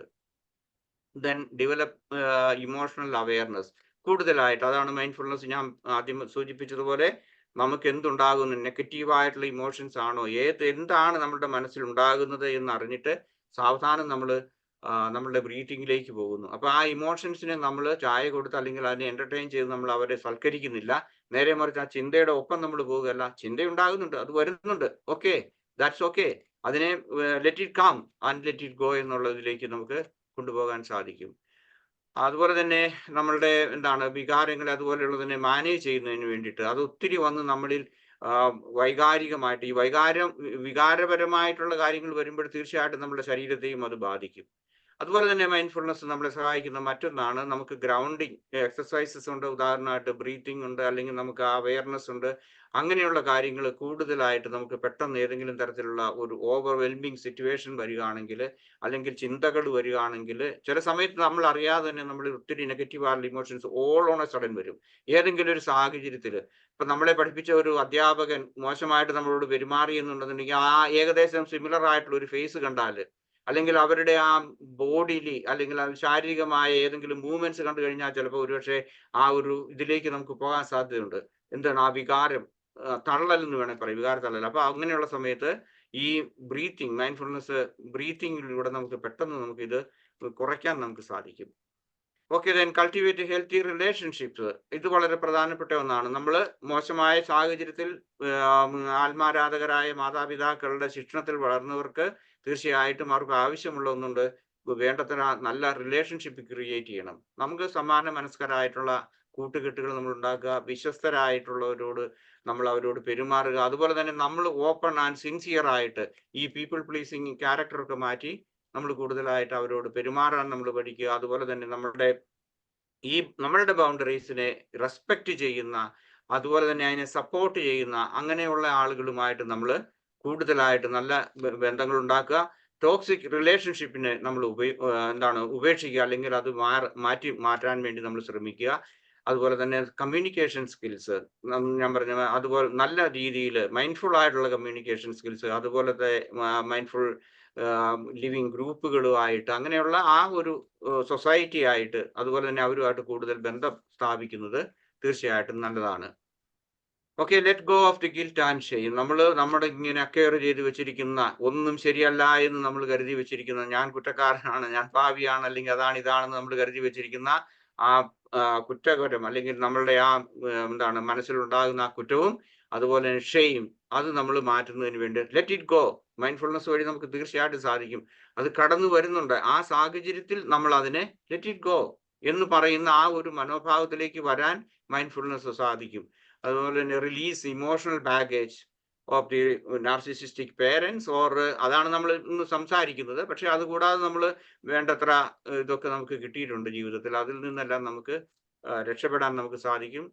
Through mindful awareness recognise that you are responsible for your own behaviour and emotions. അത് നമുക്ക് സാധിക്കും. കാരണം നമ്മളുടെ ആ കൂടുതൽ റെസ്പോൺസിബിലിറ്റി നമുക്ക് എടുക്കാൻ സാധിക്കും. അതുപോലെ ഫോക്കസ് ഓൺ ഗ്രോത്ത്. കൂടുതലായിട്ട് നമുക്ക് എന്ത് ചെയ്യാൻ പറ്റും? ചിലർ എഴുതുന്നവരായിരിക്കും, പാട്ട് പാടുന്നവരായിരിക്കും, അതല്ലെങ്കിൽ ശാന്തമായിട്ട് ഇരിക്കാനെങ്കിലും മൈൻഡ്ഫുൾനെസ് നമ്മളെ സഹായിക്കും. നമ്മൾ ഒന്നും ചെയ്തില്ലെങ്കിൽ പോലും വെറുതെ ഇരിക്കുക, അലസരായിട്ടിരിക്കുക. ഞാൻ ഇത് എഴുതി എത്ര പേര് വായിച്ചിട്ടുണ്ടെന്ന് എല്ലാവർക്കും അത് കിട്ടിയിട്ടില്ലായിരിക്കും. വെറുതെ ആഴ്ചയിൽ ഒരു ദിവസം നമ്മൾ ഫാസ്റ്റിംഗ് നടത്താൻ പറഞ്ഞിട്ടുണ്ട്. ശാരീരികം, ഡിജിറ്റൽ, അതുപോലെ തന്നെ നമ്മളുടെ മെന്റൽ ആയിട്ടുള്ള ഇതെല്ലാം ഫാസ്റ്റിംഗ് നടത്തുന്നതിനെ കുറിച്ച് ഞാൻ എഴുതിയായിരുന്നു. എത്ര പേര് സാറേ അത് ഈ ഗ്രൂപ്പിലുള്ള എത്ര പേർക്ക് അത് കിട്ടിയെന്ന് അറിഞ്ഞുകൂടാ.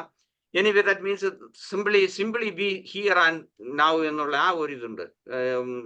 ചൈനീസ് ഭാഷയിൽ അനുഭവമായി എന്നാണ് പറയുന്നത്. അതായത് ഒന്നും ചെയ്യാതെ അലസമായിട്ടിരിക്കാൻ അതിന് സാധിക്കുക. ഓവർ ആക്റ്റീവ്, ഹൈപ്പർ ആക്റ്റീവ് ആയിട്ടുള്ള ആ ഒരു രീതി മാറ്റുക. Okay, thank you for listening. And now question and answer please. നിങ്ങൾ പോയ class. Thank you sir, thank you very much.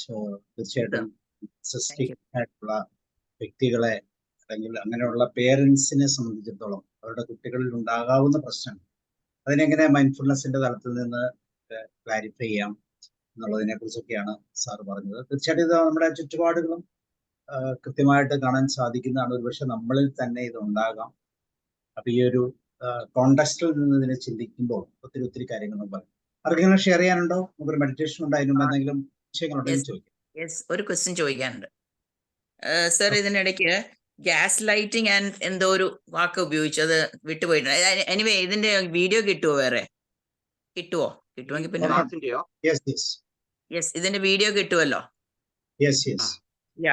I wanted to know, ഒരു ഗ്യാസ് ലൈറ്റിംഗ് ആൻഡ് എന്തോ ഒരു സെന്റൻസും കൂടി സാർ പറഞ്ഞു, അത് കിട്ടിയില്ല. അല്ലെ ഞാൻ വീഡിയോ നോക്കിക്കോളാം. ഓക്കെ, ഞാൻ ഇനി ഫ്യൂച്ചറിൽ ഈ അടുത്ത ആഴ്ചകളിൽ, ഇപ്പൊ ഏത് ആഴ്ചയാണെന്ന് എനിക്കറിയത്തില്ല, കണ്ടിന്യൂയിങ് ദീസ് വൺ, ഗ്യാസ് ലൈറ്റിങ്ങിനെ കുറിച്ച് തന്നെ ഒരു ക്ലാസ് ഞാൻ എടുക്കുന്നുണ്ട്. So you will get more information. Gas lighting എന്ന് പറഞ്ഞാൽ നമുക്ക് വേണ്ടത്ര സെൽഫ് ഡൗട്ട് അല്ലെങ്കിൽ നമുക്ക് ഗ്യാസ് ലൈറ്റിംഗ് പല ഇതിലുണ്ട് നമ്മളെ.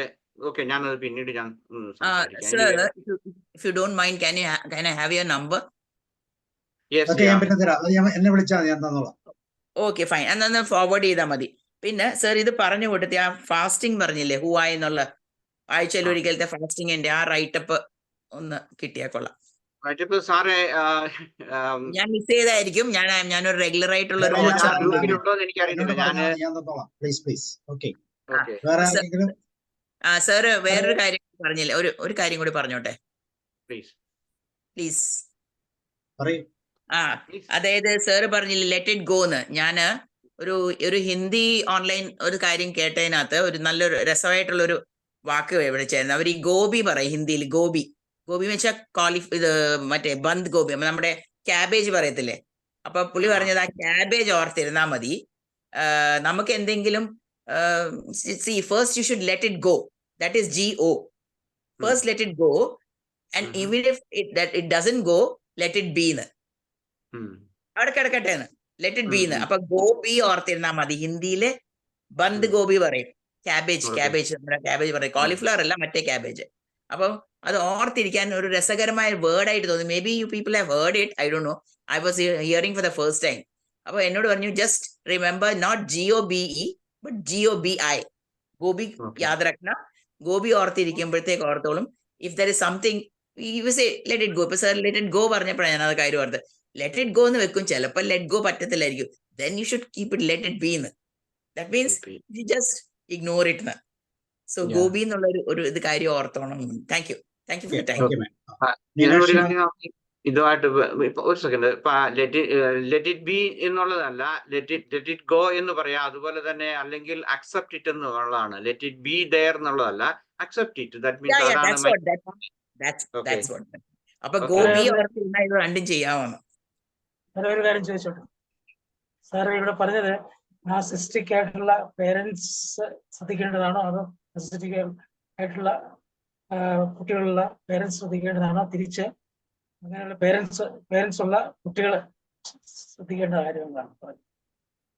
നാർസിസ്റ്റിക് പേരന്റ് പ്രശ്നങ്ങളെ കുട്ടികളിൽ എങ്ങനെയാണ് ഇമ്പാക്ട് വരുന്നത്? ഇതിന്റെ പാർശ്വഫലങ്ങളെ കുറിച്ചാണ് ഞാൻ പറഞ്ഞത്. ഇത് ആർക്കും നാർസിസിസ്റ്റിക് ഇങ്ങനെയുള്ള ആത്മാരാധകരായ പേരൻസിനും കൊള്ളാം, മക്കൾക്ക് കൊള്ളാം, കൗൺസിലേഴ്സിന് കൊള്ളാം. ആരൊക്കെ ഇത് കേൾക്കുന്നുണ്ടോ അവർക്കൊക്കെ ഈ കാര്യങ്ങളെ കുറിച്ച് ഒന്ന് ഐഡന്റിഫൈ ചെയ്യാൻ വേണ്ടിയിട്ട്, അല്ലെങ്കിൽ അവർക്ക് മനസ്സിലാക്കാൻ വേണ്ടിയിട്ടാണ്. ഇതിപ്പം ഒരു പ്രത്യേക ഗ്രൂപ്പിന് വേണ്ടിയിട്ടല്ല, ഒരു പ്രത്യേക ഓഡിയൻസിനെ ഉദ്ദേശിച്ചല്ല ഞാൻ സംസാരിച്ചത് എൻ്റെ പോയിന്റ് ഓഫ് വ്യൂവില്.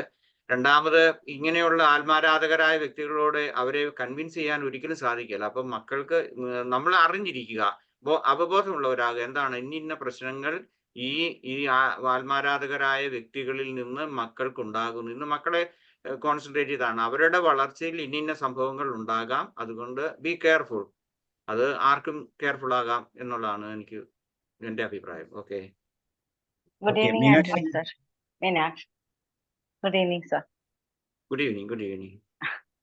Sir, ഇന്നത്തെ ക്ലാസ് വളരെ വളരെ വളരെ യൂസ്ഫുൾ ആണ്. എന്താ കാരണം എന്ന് പറഞ്ഞു കഴിഞ്ഞാൽ, ഞാൻ കാണുന്ന ചില കുട്ടികള്, അവരിൽ BPD ഉണ്ട്, ബോർഡർ ലൈൻ പേഴ്സണാലിറ്റി ഡിസോർഡർ എന്ന് പറയുന്ന സംഭവം.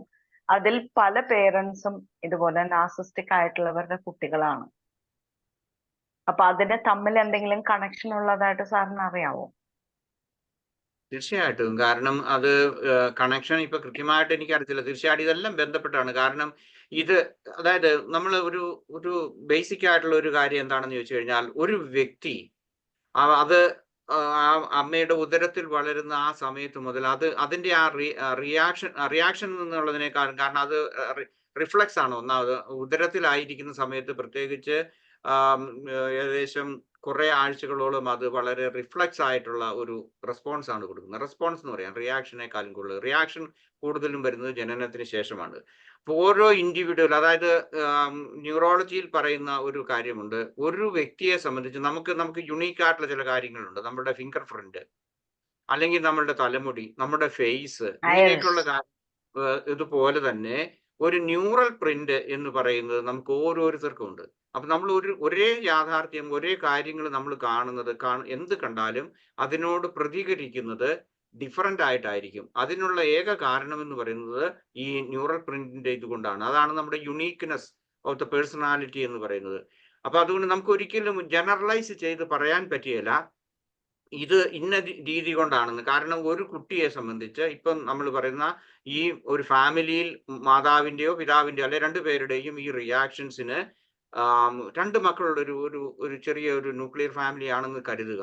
ആ ഫാമിലിയിൽ രണ്ട് മക്കളും രണ്ട് രീതിയിൽ പ്രതികരിക്കുന്നതിന്റെ കാരണം അവർ വളർന്നു വരുന്നതും ഇവരിലുള്ള ഈ യുണീക്ക് ആയിട്ടുള്ള ക്യാരക്ടറിസ്റ്റിക്സ് ആണ്. അതുപോലെ തന്നെ അവരുടെ ആ റെസ്പോൺസ് അല്ലെങ്കിൽ റിയാക്ഷൻ എങ്ങനെയാണ് ഓരോന്നിനോടും പ്രതികരിക്കുന്നു എന്നുള്ളതിനെ കുറിച്ച് ആശ്രയിച്ചാണ്. അപ്പൊ അതുകൊണ്ട് ഇതുമായിട്ട് തീർച്ചയായിട്ടും ബന്ധമുണ്ട്. അതിൽ എന്തുകൊണ്ട് ഡിഫറൻസ് വരുന്നു എന്നുള്ളത് നമ്മളുടെ ആ ന്യൂറൽ പ്രിന്റിന്റെ ആ വ്യത്യാസം കൊണ്ടാണ് ഉണ്ടാകുന്നത്. ക്ലിയർ ആയോ? Thank you sir, thank you sir. ഒരു ചെറിയൊരു കാര്യം കൂടി പറയാം. സാറ് പറഞ്ഞതുപോലെ ഈ എഫർമേഷൻസ് കൊടുക്കുന്നതിന് ഞാൻ പൊതുവെ റിലാക്സേഷൻ എഫർമേഷൻ കൊടുക്കുന്ന ഞാൻ റെക്കോർഡഡ് ആയിട്ട് അവർക്ക് അയച്ചു കൊടുക്കും ഓഡിയോ. കാരണം എന്തുകൊണ്ടാന്ന് വെച്ചാൽ സാർ പറഞ്ഞ മാതിരി നമ്മൾ കൊടുത്തു കഴിഞ്ഞാൽ അവർ പോയി കഴിഞ്ഞാൽ പിന്നെ അത് അവർക്കൊന്നും ചെയ്യാൻ പറ്റില്ല. കാരണം അവർക്കത് കറക്റ്റായിട്ട് ഓർത്തെടുക്കാൻ പറ്റിക്കൊള്ളണമെന്നില്ല. അപ്പൊ ഞാനത് റെക്കോർഡ് ചെയ്തിട്ട് അയക്കും. പിന്നെ ഈ ക്ലാസ് കേൾക്കാൻ തുടങ്ങിയ പിന്നെ ഞാൻ മൈൻഡ്ഫുൾനെസ് കൂടി ഇപ്പൊ എന്റെ റിലാക്സേഷനിൽ ഞാൻ ഇൻക്ലൂഡ് ചെയ്തിട്ടുണ്ട്. അപ്പൊ ഒരുപാട് പേര് പറയുന്നുണ്ട് അത് അവർക്ക് ഒരുപാട് യൂസ്ഫുൾ ആവുന്നുണ്ട്. വളരെ ഡിഫറെന്റ് ആണ് അതും കൂടി അതിൽ ഉൾപ്പെടുത്തിയപ്പോ എന്നുള്ളത്. അപ്പം അതിന് നിങ്ങളോട് ഒരുപാട് എനിക്ക് നന്ദിയുണ്ട്. Thank you so much. Welcome. ഈ ഓമന ടീച്ചർ ഒരു ടീച്ചറാണോ ശരിക്കും? അതെ അതെ, ടീച്ചറാണ്. ഓക്കെ. യെസ്, ആർക്കെങ്കിലും എന്തെങ്കിലും ചോദിക്കാണ്ടെങ്കിൽ ചോദിക്കാം, അല്ലെങ്കിൽ നമുക്ക് മെഡിറ്റേഷനിൽ പോയി വന്നിട്ട് സംസാരിക്കാം. സാറേ ഒറ്റ ഒരു സെക്കൻഡ് സാറേ. സാർ ഇപ്പൊ പറഞ്ഞതിൽ എനിക്ക് ഏറ്റവും ഒരു ഇതായിട്ട് തോന്നിയത് ആ ഗോൾഡൻ ചൈൽഡ് ഉണ്ടല്ലോ സാറേ, അത് ഈ സമൂഹത്തിൽ തന്നെ നമുക്കൊരു വിപത്താണ് സാർ അങ്ങനെയുള്ള പേരൻസ്. കാരണം ഇപ്പൊ കുട്ടി ഇപ്പൊ ഒരു കലാപ്രതിഭയോ കലാതിലകോ ആയിക്കഴിഞ്ഞാല് പിന്നെ ശ്രദ്ധ മുഴുവൻ ആ കുട്ടീനെ മാത്രമായിരിക്കും. മറ്റേ കുട്ടി പാവം എല്ലാം നല്ല ചെയ്താല് അതൊന്നും അംഗീകരിക്കൂല. അപ്പം മറ്റേ കുട്ടി ഇപ്പം ഒരു കലാതിലകമായിട്ടോ അല്ലെങ്കിൽ ഒരു ഡാൻസ് കളിച്ചിട്ട് വന്നിട്ട് ആകുമ്പോ ഇവര് ഈ കുട്ടീനെ പിടിച്ച് ഹഗ് ചെയ്യുന്നു, ഉമ്മം കൊടുക്കുന്നു. അപ്പൊ ഈ കുട്ടി ഇങ്ങനെ നോക്കി നിൽക്കുന്ന ഒരു അവസ്ഥ ഉണ്ട് സാറേ. മറ്റേ കുട്ടി എനിക്ക് ഇതിനൊന്നും അർഹതയില്ലല്ലോ. നല്ല ക്ലാസ് ആയിരുന്നു സാറേ. Thank you so much. ഇതിന്റെ ഒരു റിയൽ ലൈഫ് എക്സാമ്പിൾ ഞാൻ പറയാം. എനിക്ക് തന്നെ അറിയാം, എനിക്ക് ഉള്ള ഒരു അനുഭവം. അതായത് ഞാൻ അവരെ പഠിപ്പിച്ചിട്ടുള്ളതാണ്. ഓക്കെ, കൂടുതൽ ഡീറ്റെയിൽസിലേക്ക് പോകുന്നില്ലെങ്കിലും ഞാൻ പറയാം. അതായത് രണ്ട് മക്കൾ ഉള്ള ഒരു വീട്ടില് ഒരു ആൾക്ക് കുറച്ച് കലാപരമായിട്ടുള്ള ഇതുണ്ടായിരുന്നു. മൂത്ത മകൻ പഠിക്കാൻ പോയി, വേണ്ടത്ര അത് സക്സസ് ആയില്ല. എനിവേ ആ മകനെ ഈ ഇളയ മകനെ കൂടുതൽ ഇത് ഈ ഗോൾഡൻ ചൈൽഡിലേക്ക് കൊണ്ടുപോയത് കൊണ്ട് മൂത്ത മകൻ ഇപ്പൊ ഒരു 28-30 വയസ്സ് പ്രായം ആകേണ്ട ആ കുട്ടി ആത്മഹത്യ ചെയ്തു. കാരണം ഇയാൾക്ക് വേണ്ടത്ര പരിഗണന കിട്ടാതെ പോയത്. ഇത് റിയൽ ലൈഫ് ആയിട്ടുള്ള കാര്യമാണ്. ഇവിടെ ഞാൻ താമസിക്കുന്ന ഇവിടെ നടന്നിട്ടുള്ള സംഭവമാണ്. അതുകൊണ്ട് this can happen. Okay. Okay, വേറെ ആർക്കൊന്നും സംശയമൊന്നും ഇല്ലാന്ന് തോന്നുന്നു. എന്തെങ്കിലും ഷെയർ ചെയ്യാൻ വെച്ചാൽ ഇല്ലെങ്കിൽ നമുക്ക് മെഡിറ്റേഷന് ശേഷം നമുക്ക് ഷെയർ ചെയ്യാം. ആന്റണി സർ? ഓക്കെ, സോ നമ്മൾ മെഡിറ്റേഷനിലേക്ക് പോവുകയാണ്.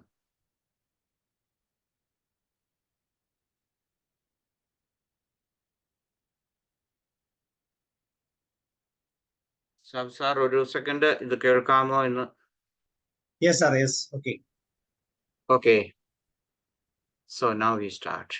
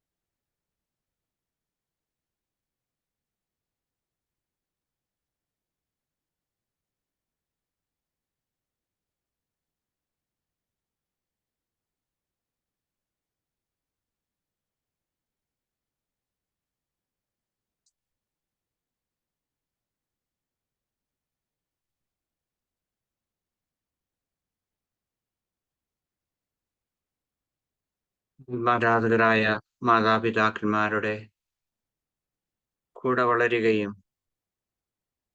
അവരുടെ ശിക്ഷണാഘാതം മറികടക്കുന്നതിനുള്ള മാർഗനിർദ്ദേശ ധ്യാനത്തിലേക്ക് എല്ലാവർക്കും സ്വാഗതം.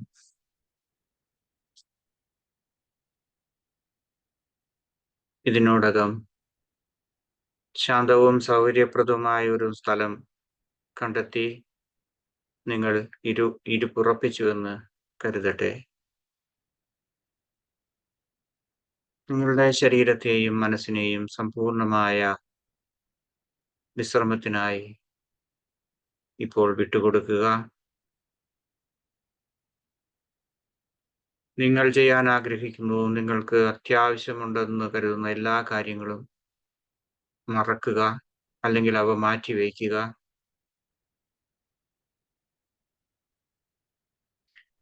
ഈ സമയത്ത് നിങ്ങളോട് തന്നെ കാണിക്കുന്ന ഏറ്റവും വലിയ സ്നേഹവും പരിഗണനയുമാണ് ധ്യാനത്തിന് ഇരിക്കുക എന്നത്.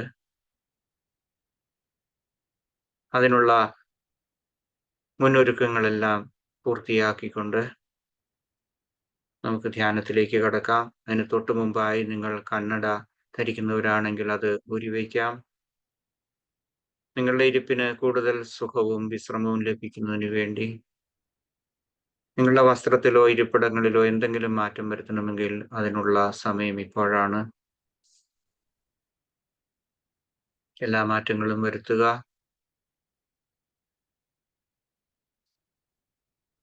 നിങ്ങൾ പൂർണ്ണമായി തയ്യാറായി എന്ന് കരുതുന്നെങ്കിൽ നിങ്ങളുടെ കണ്ണുകൾ സാവധാനം നിങ്ങൾക്ക് അടയ്ക്കാം. ശരീരത്തെ കൂടുതൽ വിശ്രമത്തിലേക്ക് കൊണ്ടുവരുന്നതിന് വേണ്ടി 3 പ്രാവശ്യം ദീർഘമായി ശ്വാസോച്ഛ്വാസം എടുക്കുക. സാവധാനം ദീർഘമായി ശ്വാസം എടുക്കുക. നിങ്ങളുടെ നെഞ്ചിലേക്ക് ആ ശ്വാസം കടന്നു വരുന്ന അനുഭവം അറിയുക. 1 സെക്കൻഡ് അതിനെ പിടിച്ചു നിർത്തുക. വീണ്ടും സാവധാനം ആ വായുവിനെ നിശ്വസിക്കുക, അല്ലെങ്കിൽ പുറത്തേക്ക് വിടുക. ഇത് 3 പ്രാവശ്യം ചെയ്യുക.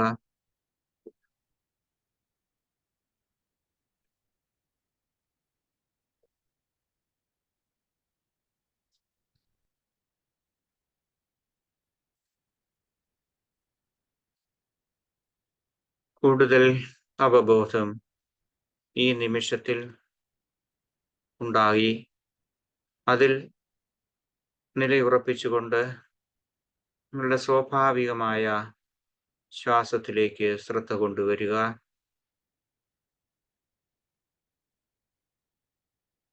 നിങ്ങളുടെ മൂക്കിലൂടെ ശ്വസിക്കുക, അതുപോലെ മൂക്കിലൂടെ നിങ്ങൾ നിശ്വസിക്കുകയും ചെയ്യുക.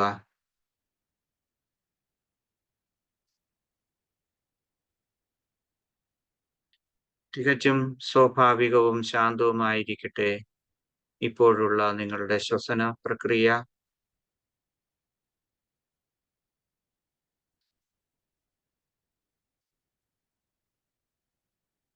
ധ്യാനത്തിൽ മുന്നോട്ട് പോകുന്തോറും നമ്മളുടെ ശരീരം കൂടുതൽ വിശ്രമത്തിലേക്ക് വരും. അങ്ങനെ വരുന്നുണ്ടെങ്കിൽ അതും നിങ്ങൾ അറിയുക.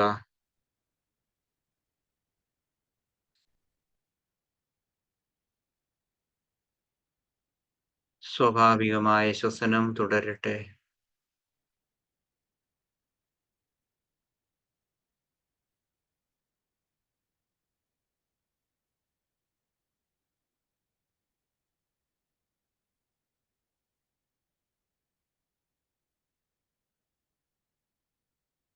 അടുത്തത് നമ്മളുടെ മനസ്സിനെ ശാന്തമാക്കുക.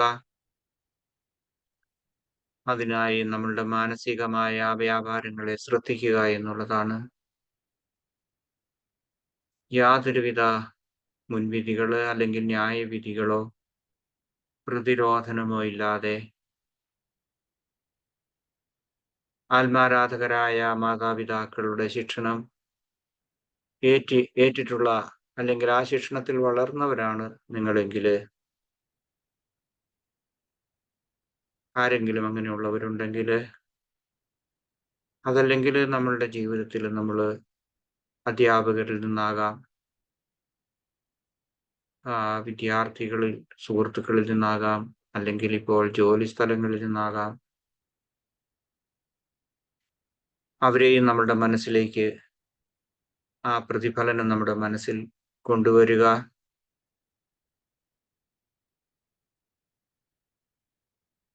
ഏതെങ്കിലും വികാരങ്ങളോ ഓർമ്മകളോ ഇതുമായി ബന്ധപ്പെട്ട് ഏതെങ്കിലും വ്യക്തികളുമായിട്ട് അല്ലെങ്കിൽ സംഭവങ്ങളുമായിട്ട്, സന്ദർഭങ്ങളുമായിട്ടുണ്ടായിട്ടുണ്ടോ എന്ന് നമ്മൾ ശ്രദ്ധിക്കുക.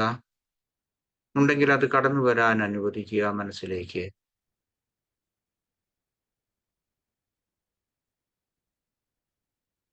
Let it come.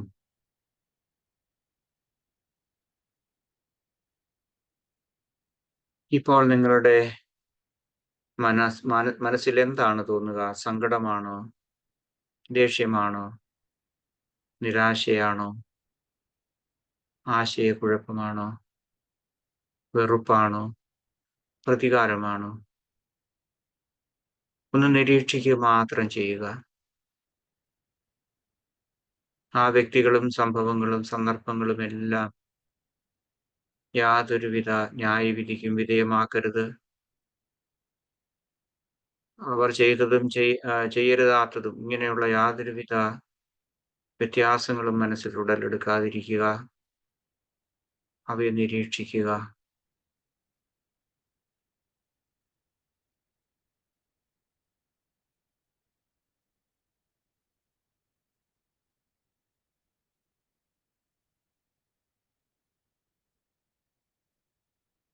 ഇപ്പോൾ നിങ്ങൾക്ക് എന്ത് തോന്നുന്നു? ശരിയാണോ തെറ്റാണോ എന്നുള്ള വിധി പാടില്ല. അവയെ അംഗീകരിക്കുക. ആ വികാരങ്ങളെ, ചിന്തകളെ അംഗീകരിക്കുക. ഒന്നിനെയും തിരസ്കരിക്കാതിരിക്കുക. ഒന്നിൽ നിന്നും ഓടിയൊളിക്കാതിരിക്കുക. ഈ നിമിഷത്തിൽ ഇപ്പോൾ അതിൻ്റെ എല്ലാ വികാര വിചാരങ്ങളോടും കൂടി പൂർണ്ണമായി ഇവിടെ സന്നിഹിതരായിരിക്കുക.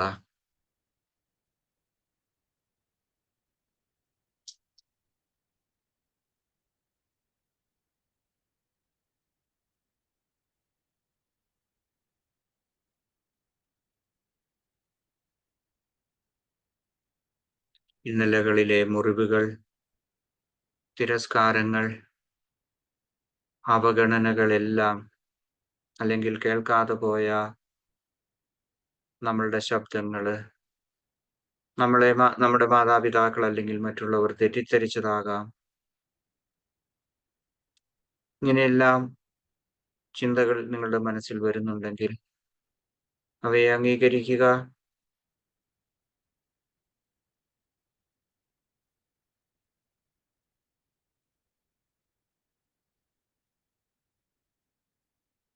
കൂടുതൽ അനുകമ്പയും സ്വീകാര്യതയും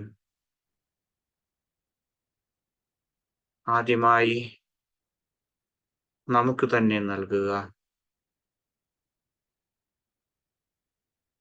കൂടുതൽ ദയ,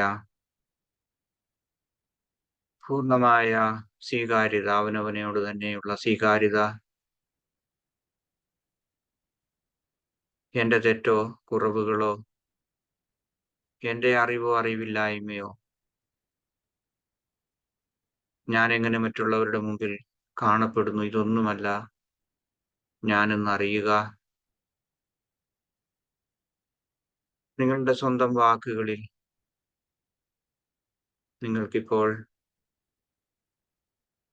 അനുകമ്പ, അതുപോലെ സ്വീകാര്യത അല്ലെങ്കിൽ കരുണ വർദ്ധിപ്പിക്കുന്നതിന് വേണ്ടിയുള്ള സ്ഥിരീകരണങ്ങൾ, അഫർമേഷൻസ് അല്ലെങ്കിൽ മന്ത്രങ്ങൾ അല്പസമയം ഉച്ചരിക്കാം. നിങ്ങൾ സ്വയം ഏറ്റുപറയുക. എന്താണ് നിങ്ങൾക്കുള്ള ആവശ്യം, അതിപ്പോൾ നിങ്ങൾ ഏറ്റുപറയുക. ഞാൻ എന്നെ തന്നെ സ്നേഹിക്കുന്നുവെന്നാകാം, അല്ലെങ്കിൽ എന്നിലുള്ള കുറ്റബോധത്തെ ഞാൻ നിരുപാധികമായി ക്ഷമിക്കുന്നുവെന്നാകാം. എന്തുമാകട്ടെ, നിങ്ങൾ സ്വയം നിങ്ങൾക്ക് ആവശ്യമുള്ളത് ഇപ്പോൾ മനസ്സിലേറ്റു പറയുക.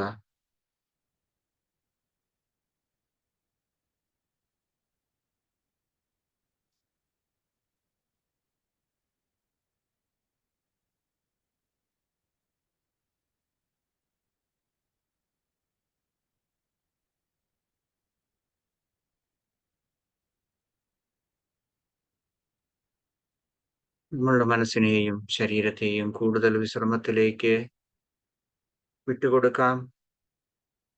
സാവധാനം നിങ്ങൾ ശ്വാസോച്ഛ്വാസത്തിലേക്ക്, അവബോധത്തിലേക്ക് വീണ്ടും തിരികെ വരിക.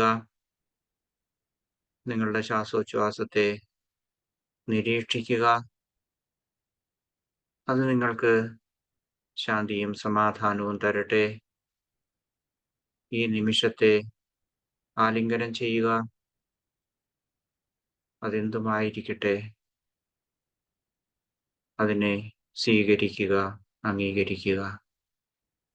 ശ്വാസോച്ഛ്വാസത്തിൽ ശ്രദ്ധ ചെലുത്തി നമുക്ക് നമ്മുടെ ധ്യാനം മുന്നോട്ട് തുടരാം.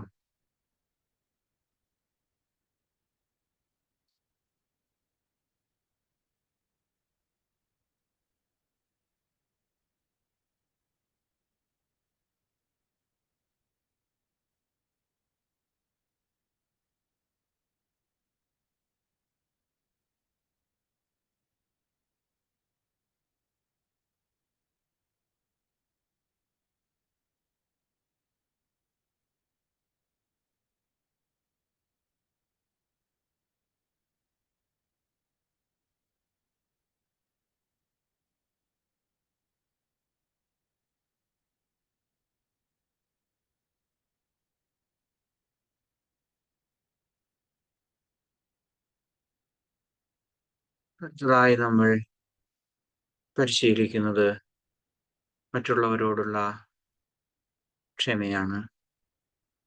ക്ഷമിക്കൽ. നമ്മളുടെ ജീവിതത്തിൽ നാം അനുഭവിച്ച വേദനകൾ, കഷ്ടപ്പാടുകൾ, തിരസ്കാരങ്ങൾ, നമ്മളുടെ മനസ്സിലുണ്ടായ മുറിവുകൾ, അത് നമുക്ക് നൽകിയ നമ്മളുടെ മാതാപിതാക്കന്മാരാകാം, അല്ലെങ്കിൽ അധ്യാപകരാകാം. നമ്മുടെ ജീവിതത്തിൽ അങ്ങനെ ആരെങ്കിലും അങ്ങനെ നമുക്ക് നൽകിയിട്ടുണ്ടെങ്കിൽ അവരെ നമ്മുടെ മനസ്സിലേക്ക് കൊണ്ടുവരാം. ഒരു നിമിഷം പ്രത്യേകമായ ഒരു വികാരങ്ങളുമില്ലാതെ അവരെ നമ്മുടെ മനസ്സിൽ നമുക്ക് കാണാം.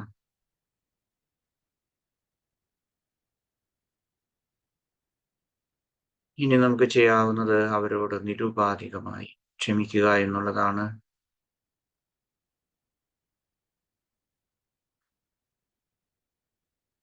നിങ്ങളുടെ മുമ്പിൽ നിൽക്കുന്ന വ്യക്തി അല്ലെങ്കിൽ വ്യക്തികളെ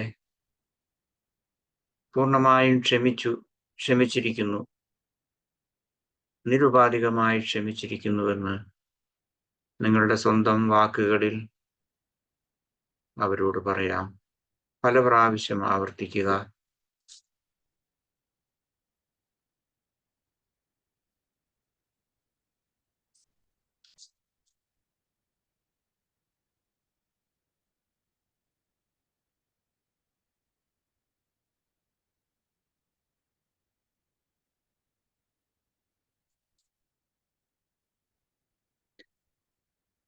അല്പസമയം വീണ്ടും നമുക്ക് നമ്മളുടെ ശ്വാസോച്ഛ്വാസത്തിലേക്ക് മടങ്ങി വരാം.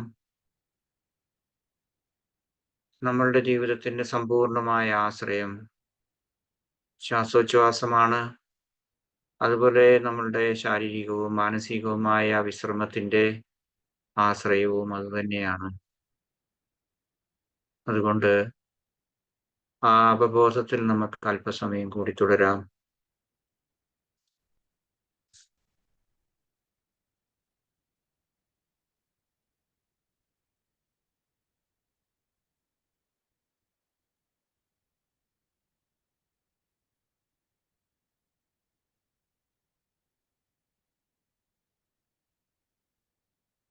ഇനി നമുക്ക് നഷ്ടപ്പെട്ടു പോയ നമ്മളുടെ ആത്മാഭിമാനം അല്ലെങ്കിൽ നമ്മളുടെ സ്വായത്വം ഇതെല്ലാം വീണ്ടെടുക്കുന്നതിന് വേണ്ടി ഏതാനും സ്ഥിരീകരണങ്ങൾ അല്ലെങ്കിൽ അഫർമേഷൻസ് നമുക്ക് ഏറ്റുപറയാം.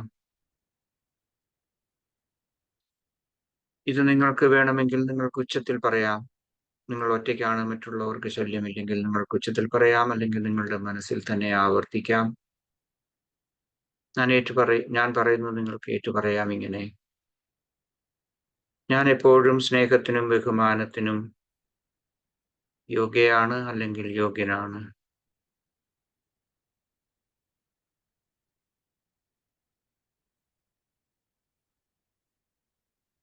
ഞാൻ എപ്പോഴും സ്നേഹത്തിനും ബഹുമാനത്തിനും യോഗ്യനാണ്, യോഗ്യയാണ്.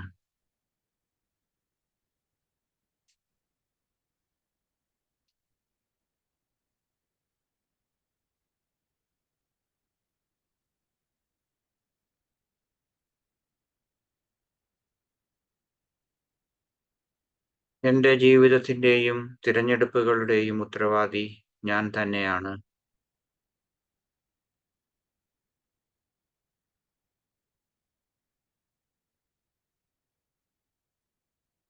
എൻ്റെ ജീവിതത്തിൻ്റെയും തിരഞ്ഞെടുപ്പുകളുടെയും ഉത്തരവാദി ഞാൻ തന്നെയാണ്.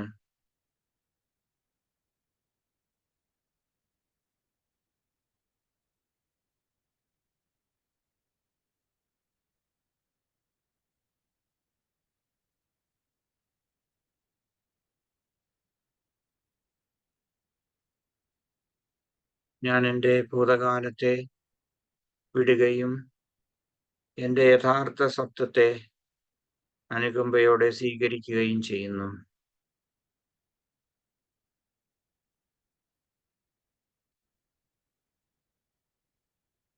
ഞാൻ എൻ്റെ ഭൂതകാലത്തെ വിടുകയും എൻ്റെ യഥാർത്ഥ സ്വായത്തത്തെ അനുകമ്പയോടെ സ്വീകരിക്കുകയും ചെയ്യുന്നു.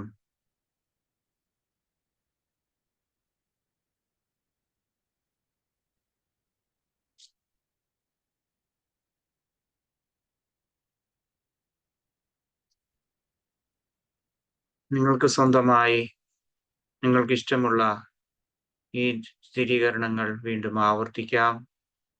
നിങ്ങൾക്ക് എന്താണ് വേണ്ടതെന്ന് നിങ്ങൾ തന്നെ തീരുമാനിക്കുക.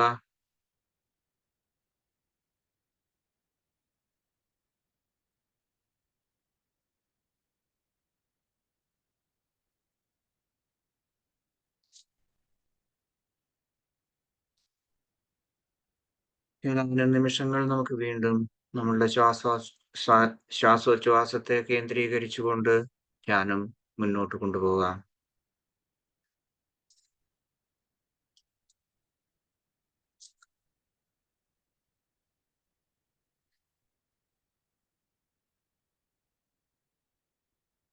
ഈ 20 മിനിറ്റ് നിങ്ങൾക്ക് വേണ്ടി ചെലവഴിച്ചതിന് നിങ്ങൾക്ക് നിങ്ങളോട് തന്നെ നന്ദി പറയാം. നിങ്ങളെ തന്നെ അഭിനന്ദിക്കുക. വീണ്ടും നിങ്ങളുടെ ശ്വാസോച്ഛ്വാസത്തിലേക്ക് തിരികെ വരിക. നിങ്ങളിരിക്കുന്ന മുറിയെക്കുറിച്ച്, ആ ചുറ്റുപാടിനെ കുറിച്ച്, നിങ്ങളുടെ ഭാരം താങ്ങി നിർത്തുന്ന ആ ഇരിപ്പിടത്തെക്കുറിച്ചെല്ലാം അവബോധമുള്ളവരാകാം.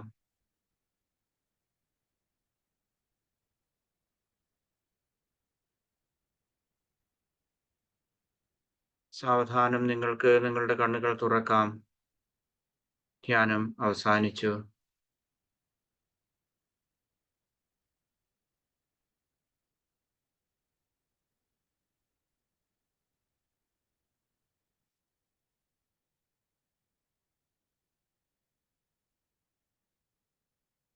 Okay. Good evening again.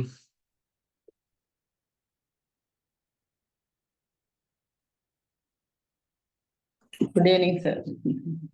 Good evening. Okay, ഇനി എന്തെങ്കിലുമൊക്കെ സംശയങ്ങളുണ്ടെങ്കിൽ തീർച്ചയായിട്ടും ചോദിക്കാം. യെസ്, അമർജ്യോതി മാം സ്റ്റാർട്ട് ചെയ്തു. സാറേ എല്ലാ ക്ലാസ് പോലെ തന്നെ ഈ ക്ലാസ് വളരെ ഗംഭീരായിരുന്നു, വളരെ നന്നായിട്ടുണ്ട്, വളരെ ഉപകാരപ്രദമായ ക്ലാസ് ആണ്. സാറിന് thank you. Thank you. Okay, thank you, ma'am. George sir? നന്നായിരിക്കുന്നു സാർ. പ്രത്യേകം എടുത്തു പറയേണ്ട ആവശ്യമില്ല. എങ്കിലും ഗ്രാറ്റിറ്റ്യൂഡ് ഇപ്പോഴും ആവർത്തിച്ച് പറയുന്നത് കൊണ്ട് തീർച്ചയായിട്ടും നന്ദി സാറിനെ പ്രത്യേകം അറിയിക്കുന്നു. നമ്മള് എന്നിലും ഞാൻ ഈ ഓരോ വാക്കുകൾ പറയുമ്പോഴും ഞാൻ ഇത്തരത്തിലൊരാളാണോ, എന്നിൽ എന്തൊക്കെ തിരുത്താനുണ്ട് എന്ന് ക്ലാസ്സിനിടയിലും വിശേഷിച്ച ഈ മെഡിറ്റേഷൻ സമയത്തും ഒരു വലിയ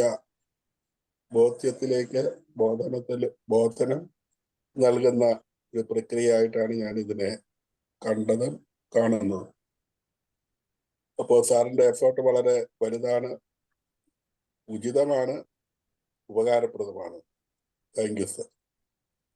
thank you sir. Thank you. Sir, 1 minute. Parayyu. Sir, thank you very much for this. Actually, to be frank, ഞാനൊരു സെൽഫ് എക്സാമിനേഷന് വേണ്ടിയിട്ടാണ് ഇതിനിരുന്നത്, ഈ ടോപ്പിക്ക് കണ്ടുകൊണ്ടിരുന്നത്. അതിനാണ് that's why I attended. I'm not a frequent visitor here, I know. പക്ഷേ can I say just 2 statements more? Just 2 sentences. ഒരു statement കേട്ടിരിക്കുന്നത്, you can never be a perfect parent എന്നുള്ളൊരു കാര്യമുണ്ട്. അതുകൊണ്ട് ഗിൽറ്റി കോൺഷ്യസ് ആവേണ്ട കാര്യമില്ല എന്നാണ് എനിക്ക് പലരോടും പറയാനുള്ളത്. ചില കാര്യങ്ങൾ ആ സമയത്ത് അതായിരിക്കും ശരി, പക്ഷെ പിന്നീട് നമുക്ക് അതെല്ലാം ചിലപ്പോൾ തോന്നുമായിരിക്കാം, പക്ഷെ you have to forget about it. That was ആ ശരി അന്നേരം ആയിരുന്നു എന്ന് പറയാം. അതിനൊരു ഒരു 2 സ്റ്റോറീസും ഉണ്ട്, പക്ഷെ അതിപ്പോൾ ടൈം ഇല്ലാത്തതുകൊണ്ട് ഞാൻ പറയുന്നില്ല. പിന്നെ വൺ മോർ തിങ്, ഒരിക്കൽ ഇൻഡസ്ട്രിയൽ റിലേഷൻസിനെ പറ്റി ഒരു ഓറിയന്റേഷൻ ക്ലാസ് ഉണ്ടായിരുന്നു ഞങ്ങൾക്ക്. I don't remember that person, I just know his name. I remember only his name and what he said. ഒരു സെന്റൻസ് പുള്ളി ആ ക്ലാസ്സിന് മുമ്പ് പറഞ്ഞു, though I have come to take a class regarding industrial relationship, I want to tell you something. Only some people go with some people എന്നൊരു അടിസ്ഥാന തത്വവും കൂടി ഉണ്ട്. അത് ഒരു പരിധി വരെ ഈ പറയുന്ന ഇഷ്യൂ, ഐ മീൻ ചിൽഡ്രന്റെ കാര്യത്തിലും പല വീടുകളിലും ഉണ്ട്, ഇല്ലെന്ന് പറയാനൊക്കത്തില്ല, ഉണ്ട് ഒരു പരിധി വരെ. Because he told me, for example, I have got only one son and whatever I say, ഞാൻ എന്ത് ആ കുട്ടിയെടുത്ത് പറഞ്ഞു കൊടുത്താലും അവന് സ്വീകാര്യമല്ല. സ്വന്തം മോന്റെ കാര്യം പറഞ്ഞാൽ പുള്ളി അത്, പക്ഷേ അവന്റെ അമ്മ ഒരു തെറ്റായ സ്പെല്ലിംഗ് പറഞ്ഞാൽ പോലും that is acceptable to him. So there is ഇങ്ങനൊരു കാര്യം കൂടി ഉണ്ട്, ഇങ്ങനൊരു തത്വം കൂടി ഉണ്ട് എന്ന് നിങ്ങളെ ഓർമ്മിപ്പിച്ചുകൊണ്ട് ഞാൻ ആ ക്ലാസ് തുടങ്ങുന്നു എന്ന് പറഞ്ഞ പുള്ളി പറഞ്ഞത്. അപ്പൊ ഈ 2 കാര്യം ഐ ജസ്റ്റ് ലവ്. പിന്നെ ആ സ്റ്റോറിയുടെ കാര്യം I know there is no time now, about 2 different people. എന്നിട്ട് ആ സ്റ്റോറിയുടെ ലാസ്റ്റിൽ എഴുതിയിരിക്കുകയാണ്, remember one thing, never try to be a perfect parent. എന്ന് വെച്ചാൽ സംവേർ ഓർ അതർ, മുമ്പേ സാറ് പറഞ്ഞ പോലെ, if you feel now that it was something, you can talk, സംസാരിക്കാം നമുക്ക്. പക്ഷെ അത് ഒരുപക്ഷെ ആ സമയത്ത് ശരിയാണ്ടായിരിക്കാം അതങ്ങനെ ചെയ്തത്. ഇത് ഞാൻ ജനറൽ ഇതായിട്ട് പറഞ്ഞതാണ്. എനിക്ക് ബിക്കോസ് പല കേസും അങ്ങനത്തേതും ഉണ്ട്. So sir, once more thank you very much for giving me a chance for self examination. Thank you. Self examination successful ആയിരുന്നോ? കുഴപ്പമില്ലല്ലോ അല്ലേ? Yeah, കുഴപ്പമില്ല. And I'm proud to say that as far as my parents, I was very much, I'm blessed to say, I'm proud to say that ദൈവം നമുക്ക് തരുന്ന ആ പേരൻസിനെ, I was blessed with such complementary നേച്ചറുള്ള പിള്ളേരെ വളർത്താനായിട്ട് complementary നേച്ചറുള്ള പേരൻസിനെ തന്നതിന് I always say I'm thankful to God. I'm proud to say. Thank you. Yeah. Okay. Ramavathi ma'am. Sir, ഇതിപ്പം മാഡം പറഞ്ഞത് ഞാൻ കൂട്ടിച്ചേർക്കാണ്. അത് ചില സമയത്ത് കുട്ടികളിലെ ടീച്ചേഴ്സ് പറഞ്ഞത്, കാരണം എൻ്റെ മോൻ LP സ്റ്റാൻഡേർഡിൽ 2-ലാന്ന് തോന്നുന്നു, ഒരു പ്രിയ ടീച്ചർ ഉണ്ടായിരുന്നു, അവന് ഇഷ്ടപ്പെട്ട ഒരു ടീച്ചറാണ്. അപ്പൊ ഇവനിങ്ങനെ ഞാൻ ഓഫീസിൽ നിന്നിട്ട് വായിക്കുകയാണ്, കാരണം black continent Australia, black continent Australia. ഞാൻ പറഞ്ഞു, മോനെ അല്ല, ആഫ്രിക്കയാണ് മോനെ എന്ന് പറഞ്ഞു. അല്ലല്ല, നിങ്ങൾ പറയുന്നത് തെറ്റാണ്, ടീച്ചർ എന്നെ ഇത് പഠിപ്പിച്ചതാണ്. അപ്പൊ ഞാൻ പിറ്റേ ദിവസം ഓഫീസിൽ നിന്ന് പെർമിഷൻ എടുത്തിട്ട് രാവിലെ സ്കൂളിൽ പോയിട്ട് പ്രിയ ടീച്ചറോട് പറഞ്ഞിട്ട് അത് മാറ്റി സാറേ. അങ്ങനെ കുട്ടികൾക്ക് ടീച്ചേഴ്സ് പറയുമ്പോ അങ്ങനെ ഉണ്ടാവില്ലല്ലോ. യെസ് എവറിബഡി നമുക്കും ഉണ്ടാവും പക്ഷെ റെഡി ടു കറക്റ്റ് ചെയ്യാനായിട്ട് നമ്മൾ റെഡി ആയിരിക്കണം, അത്രേ ഉള്ളൂ. റോയ് സർ. ഞാന് ഈ പേഴ്സണാലിറ്റി ക്ലാസിഫിക്കേഷനകത്ത് നാർസിസ്റ്റിക് പേഴ്സണാലിറ്റി എന്താണെന്ന് മനസ്സിലാക്കിയിട്ടുണ്ട്. അവരെ ഒരു കാരണവശാലും മാറ്റിയെടുക്കാൻ പാടാണ് എന്ന് മനസ്സിലാക്കിയിട്ടുണ്ട്. പക്ഷേ ഒരു നാർസിസ്റ്റിക് പേഴ്സണാലിറ്റിയോട് എങ്ങനെ ഡീൽ ചെയ്യണമെന്നുള്ളത് സാറിൻ്റെ പല ക്ലാസ്സുകളിലായി എനിക്ക് ഓട്ടോമാറ്റിക്കായിട്ട് ഒത്തിരി കാര്യങ്ങൾ ഗെയിൻ ചെയ്യാൻ പറ്റിയിട്ടുണ്ട്. അത് വളരെയധികം സാറിന് നന്ദി രേഖപ്പെടുത്തേണ്ടിയിരിക്കുന്നു. കാരണം അത് നമ്മൾ ഇത് പറ്റില്ല എന്ന് പറഞ്ഞ് അങ്ങ് വിടുകയല്ലാതെ അതിനെ എങ്ങനെ നമ്മൾ അവരുമായിട്ട് അങ്ങനെയുള്ള പേഴ്സണാലിറ്റി ആയിട്ട് അഡ്ജസ്റ്റ് ചെയ്ത് പോകുക എന്ന് പറയുന്ന ആ മൈൻഡ്ഫുൾ മെഡിറ്റേഷനിലൂടെ പറഞ്ഞ ചില ഗൈഡ് ലൈൻസ് ഉണ്ടല്ലോ, അത് വളരെ എഫക്റ്റീവായിട്ട് എനിക്ക് തോന്നുന്നുമുണ്ട്. താങ്ക് യു സാർ, ഇത്രയും എനിക്ക് പറയാനുള്ളത്. ഓക്കെ, സാറിന് ഞാനൊരു നല്ല സ്പീഡി റിക്കവറി. ഓക്കെ, അടുത്ത ആഴ്ച വരുമ്പോൾ നല്ല എന്താണ് എല്ലാം കൂടുതൽ എനർജിയോട് കൂടി വരിക. Okay, thank you. Okay, Abdul Rahim sir, Beena ma'am, Krishnapriya, Salija, you, Saraswati ma'am, anybody else? Okay, ഞാൻ ഒറ്റ വാക്കില് സാറിന് താങ്ക്സ് പറയുന്നു. വളരെയധികം പ്രയോജനമായ ക്ലാസ് ആയിരുന്നു. Thank you very much sir. Okay, welcome. Yeah, okay, thank you. Salija. നമസ്തേ സർ. സാറിന്റെ ക്ലാസ് ഞാൻ ഇന്നാണ് മെഡിറ്റേഷൻ എന്താ പറയാ അനുഭവിക്കുന്നത്. ഒരുപാട് എന്താ പറയാ ടച്ച് ചെയ്തു.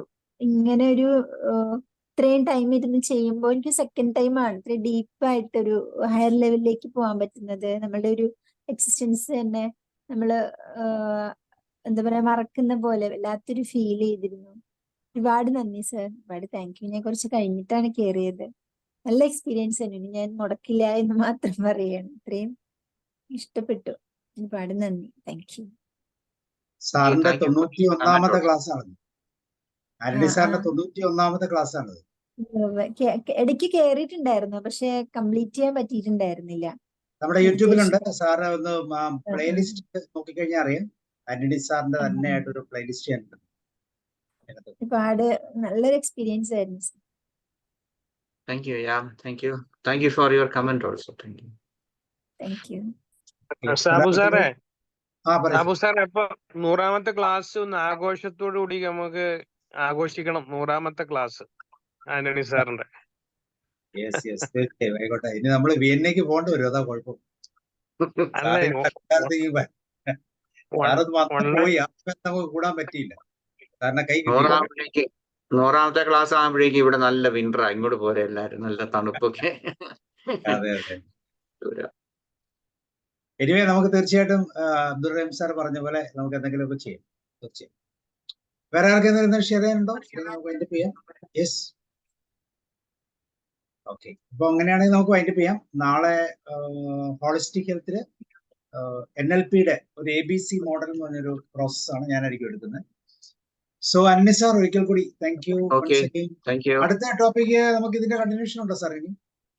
ഓ യെസ് യെസ്, യാ, ഒരു 4-5 കൂടി പ്രതീക്ഷിക്കാം. പക്ഷെ എനിക്കിപ്പം ഐഡിയ ആയില്ല എന്താണെന്നുള്ളത്. പക്ഷേ ഒരു 4-5 ക്ലാസ്. ഇതൊരു പേഴ്സണാലിറ്റി ഡിസോർഡറിന്റെ ഏറ്റവും പ്രാധാന്യമുള്ള, ഒരുപക്ഷെ ഏറ്റവും പ്രോബ്ലം സൃഷ്ടിക്കുന്ന ഒരു ഏരിയ ആണ്. ബാക്കിയുള്ള ഏരിയകളൊക്കെ എനിക്ക് തോന്നുന്നു നമുക്ക് വേണമെങ്കിൽ സ്കിപ്പ് ചെയ്ത് കളയാം. ആ വ്യക്തികളെയൊക്കെ നമുക്ക് ഒരു മാറ്റി നിർത്താം. പക്ഷെ ഇങ്ങനെയുള്ള വ്യക്തികളെ നമുക്ക് മാറ്റി നിർത്താനും പറ്റത്തില്ല. At the same time you have to manage also. അപ്പൊ ആ മാനേജ്മെന്റിന്റെ രീതികൾ, പ്രത്യേകിച്ച് മൈൻഡ്ഫുൾനെസ്സിലൂടെയൊക്കെ അത് ചെയ്യാൻ പറ്റുന്നത് റോയ് സാർ പറഞ്ഞ പോലെ തീർച്ചയായിട്ടും വളരെ പോസിറ്റീവായിട്ടുള്ള, അതുപോലെ അമർജ്യോതി മാം ഒക്കെ പറഞ്ഞ പോലെ ഈ എക്സ്പീരിയൻഷ്യൽ ആയിട്ട് പറയുമ്പോൾ മെഡിറ്റേഷന്റെ തലത്തിൽ നിന്നുകൊണ്ടൊക്കെ ഇത് വളരെ പ്രയോജനകരമായിട്ട് ഉപയോഗിക്കാൻ പറ്റും. ഇപ്പൊ ആന്റണി സാറിന്റെ എഫേർട്ട് തീർച്ചയായിട്ടും ഒരിക്കൽ കൂടി നന്ദി പറയുന്നു. So thank you very much. ക്ലാസ്സുകൾ കേൾക്കണോ, നമ്പറോ ഒക്കെ വേണമെങ്കിൽ എനിക്കൊന്ന് വാട്സപ്പ് ചെയ്താൽ മതി, ഞാൻ തരാം കേട്ടോ. അതുപോലെ നമുക്കൊരു സാറേ, ഗ്രൂപ്പ് ഉണ്ട്. കൊടുക്കുന്നതിന് എന്നോട് ചോദിക്കൊന്നും വേണ്ട കേട്ടോ. You can give to anybody. കാരണം നമുക്കൊരു ഗ്രൂപ്പ് ഉണ്ട്, മൈൻഡ്ഫുൾനെസ് തന്നെ ഗ്രൂപ്പ് ഉണ്ട്. എല്ലാ ദിവസവും ആന്റണി സാർ അതിൻ്റെ അകത്ത് ഒരു പോസ്റ്റ് ഇടാറുണ്ട്. വളരെ ഡീറ്റെയിൽ, ചില പോസ്റ്റൊക്കെ ഞാൻ കോമൺ ആയിട്ട് ഇടാറുണ്ട്. പക്ഷെ എല്ലാം കൂടി ഇടാൻ ബുദ്ധിമുട്ടായത് കൊണ്ടാണ് ഞാൻ പലതും ഇടാത്തത്. കാരണം ഇത്രയും പോസ്റ്റ് ഇടണമെങ്കിൽ എനിക്ക് ഒത്തിരി കഷ്ടപ്പെടണം ഞാൻ. അതുകൊണ്ടാണ് ഞാൻ ആ ഗ്രൂപ്പ് ഉണ്ടാക്കിയത്. അപ്പൊ ആ ഗ്രൂപ്പിൽ ഒന്ന് ജോയിൻ ചെയ്താൽ മതി. താല്പര്യമുള്ളവർ എന്നെ ഒന്ന് വാട്സപ്പിൽ ഒരു മെസ്സേജ് ഇട്ടാൽ മതി. ഞാൻ അതിനകത്ത് group. Okay, okay. Have a nice evening and good night to you. And good morning. sir. And Good night. okay, bye bye.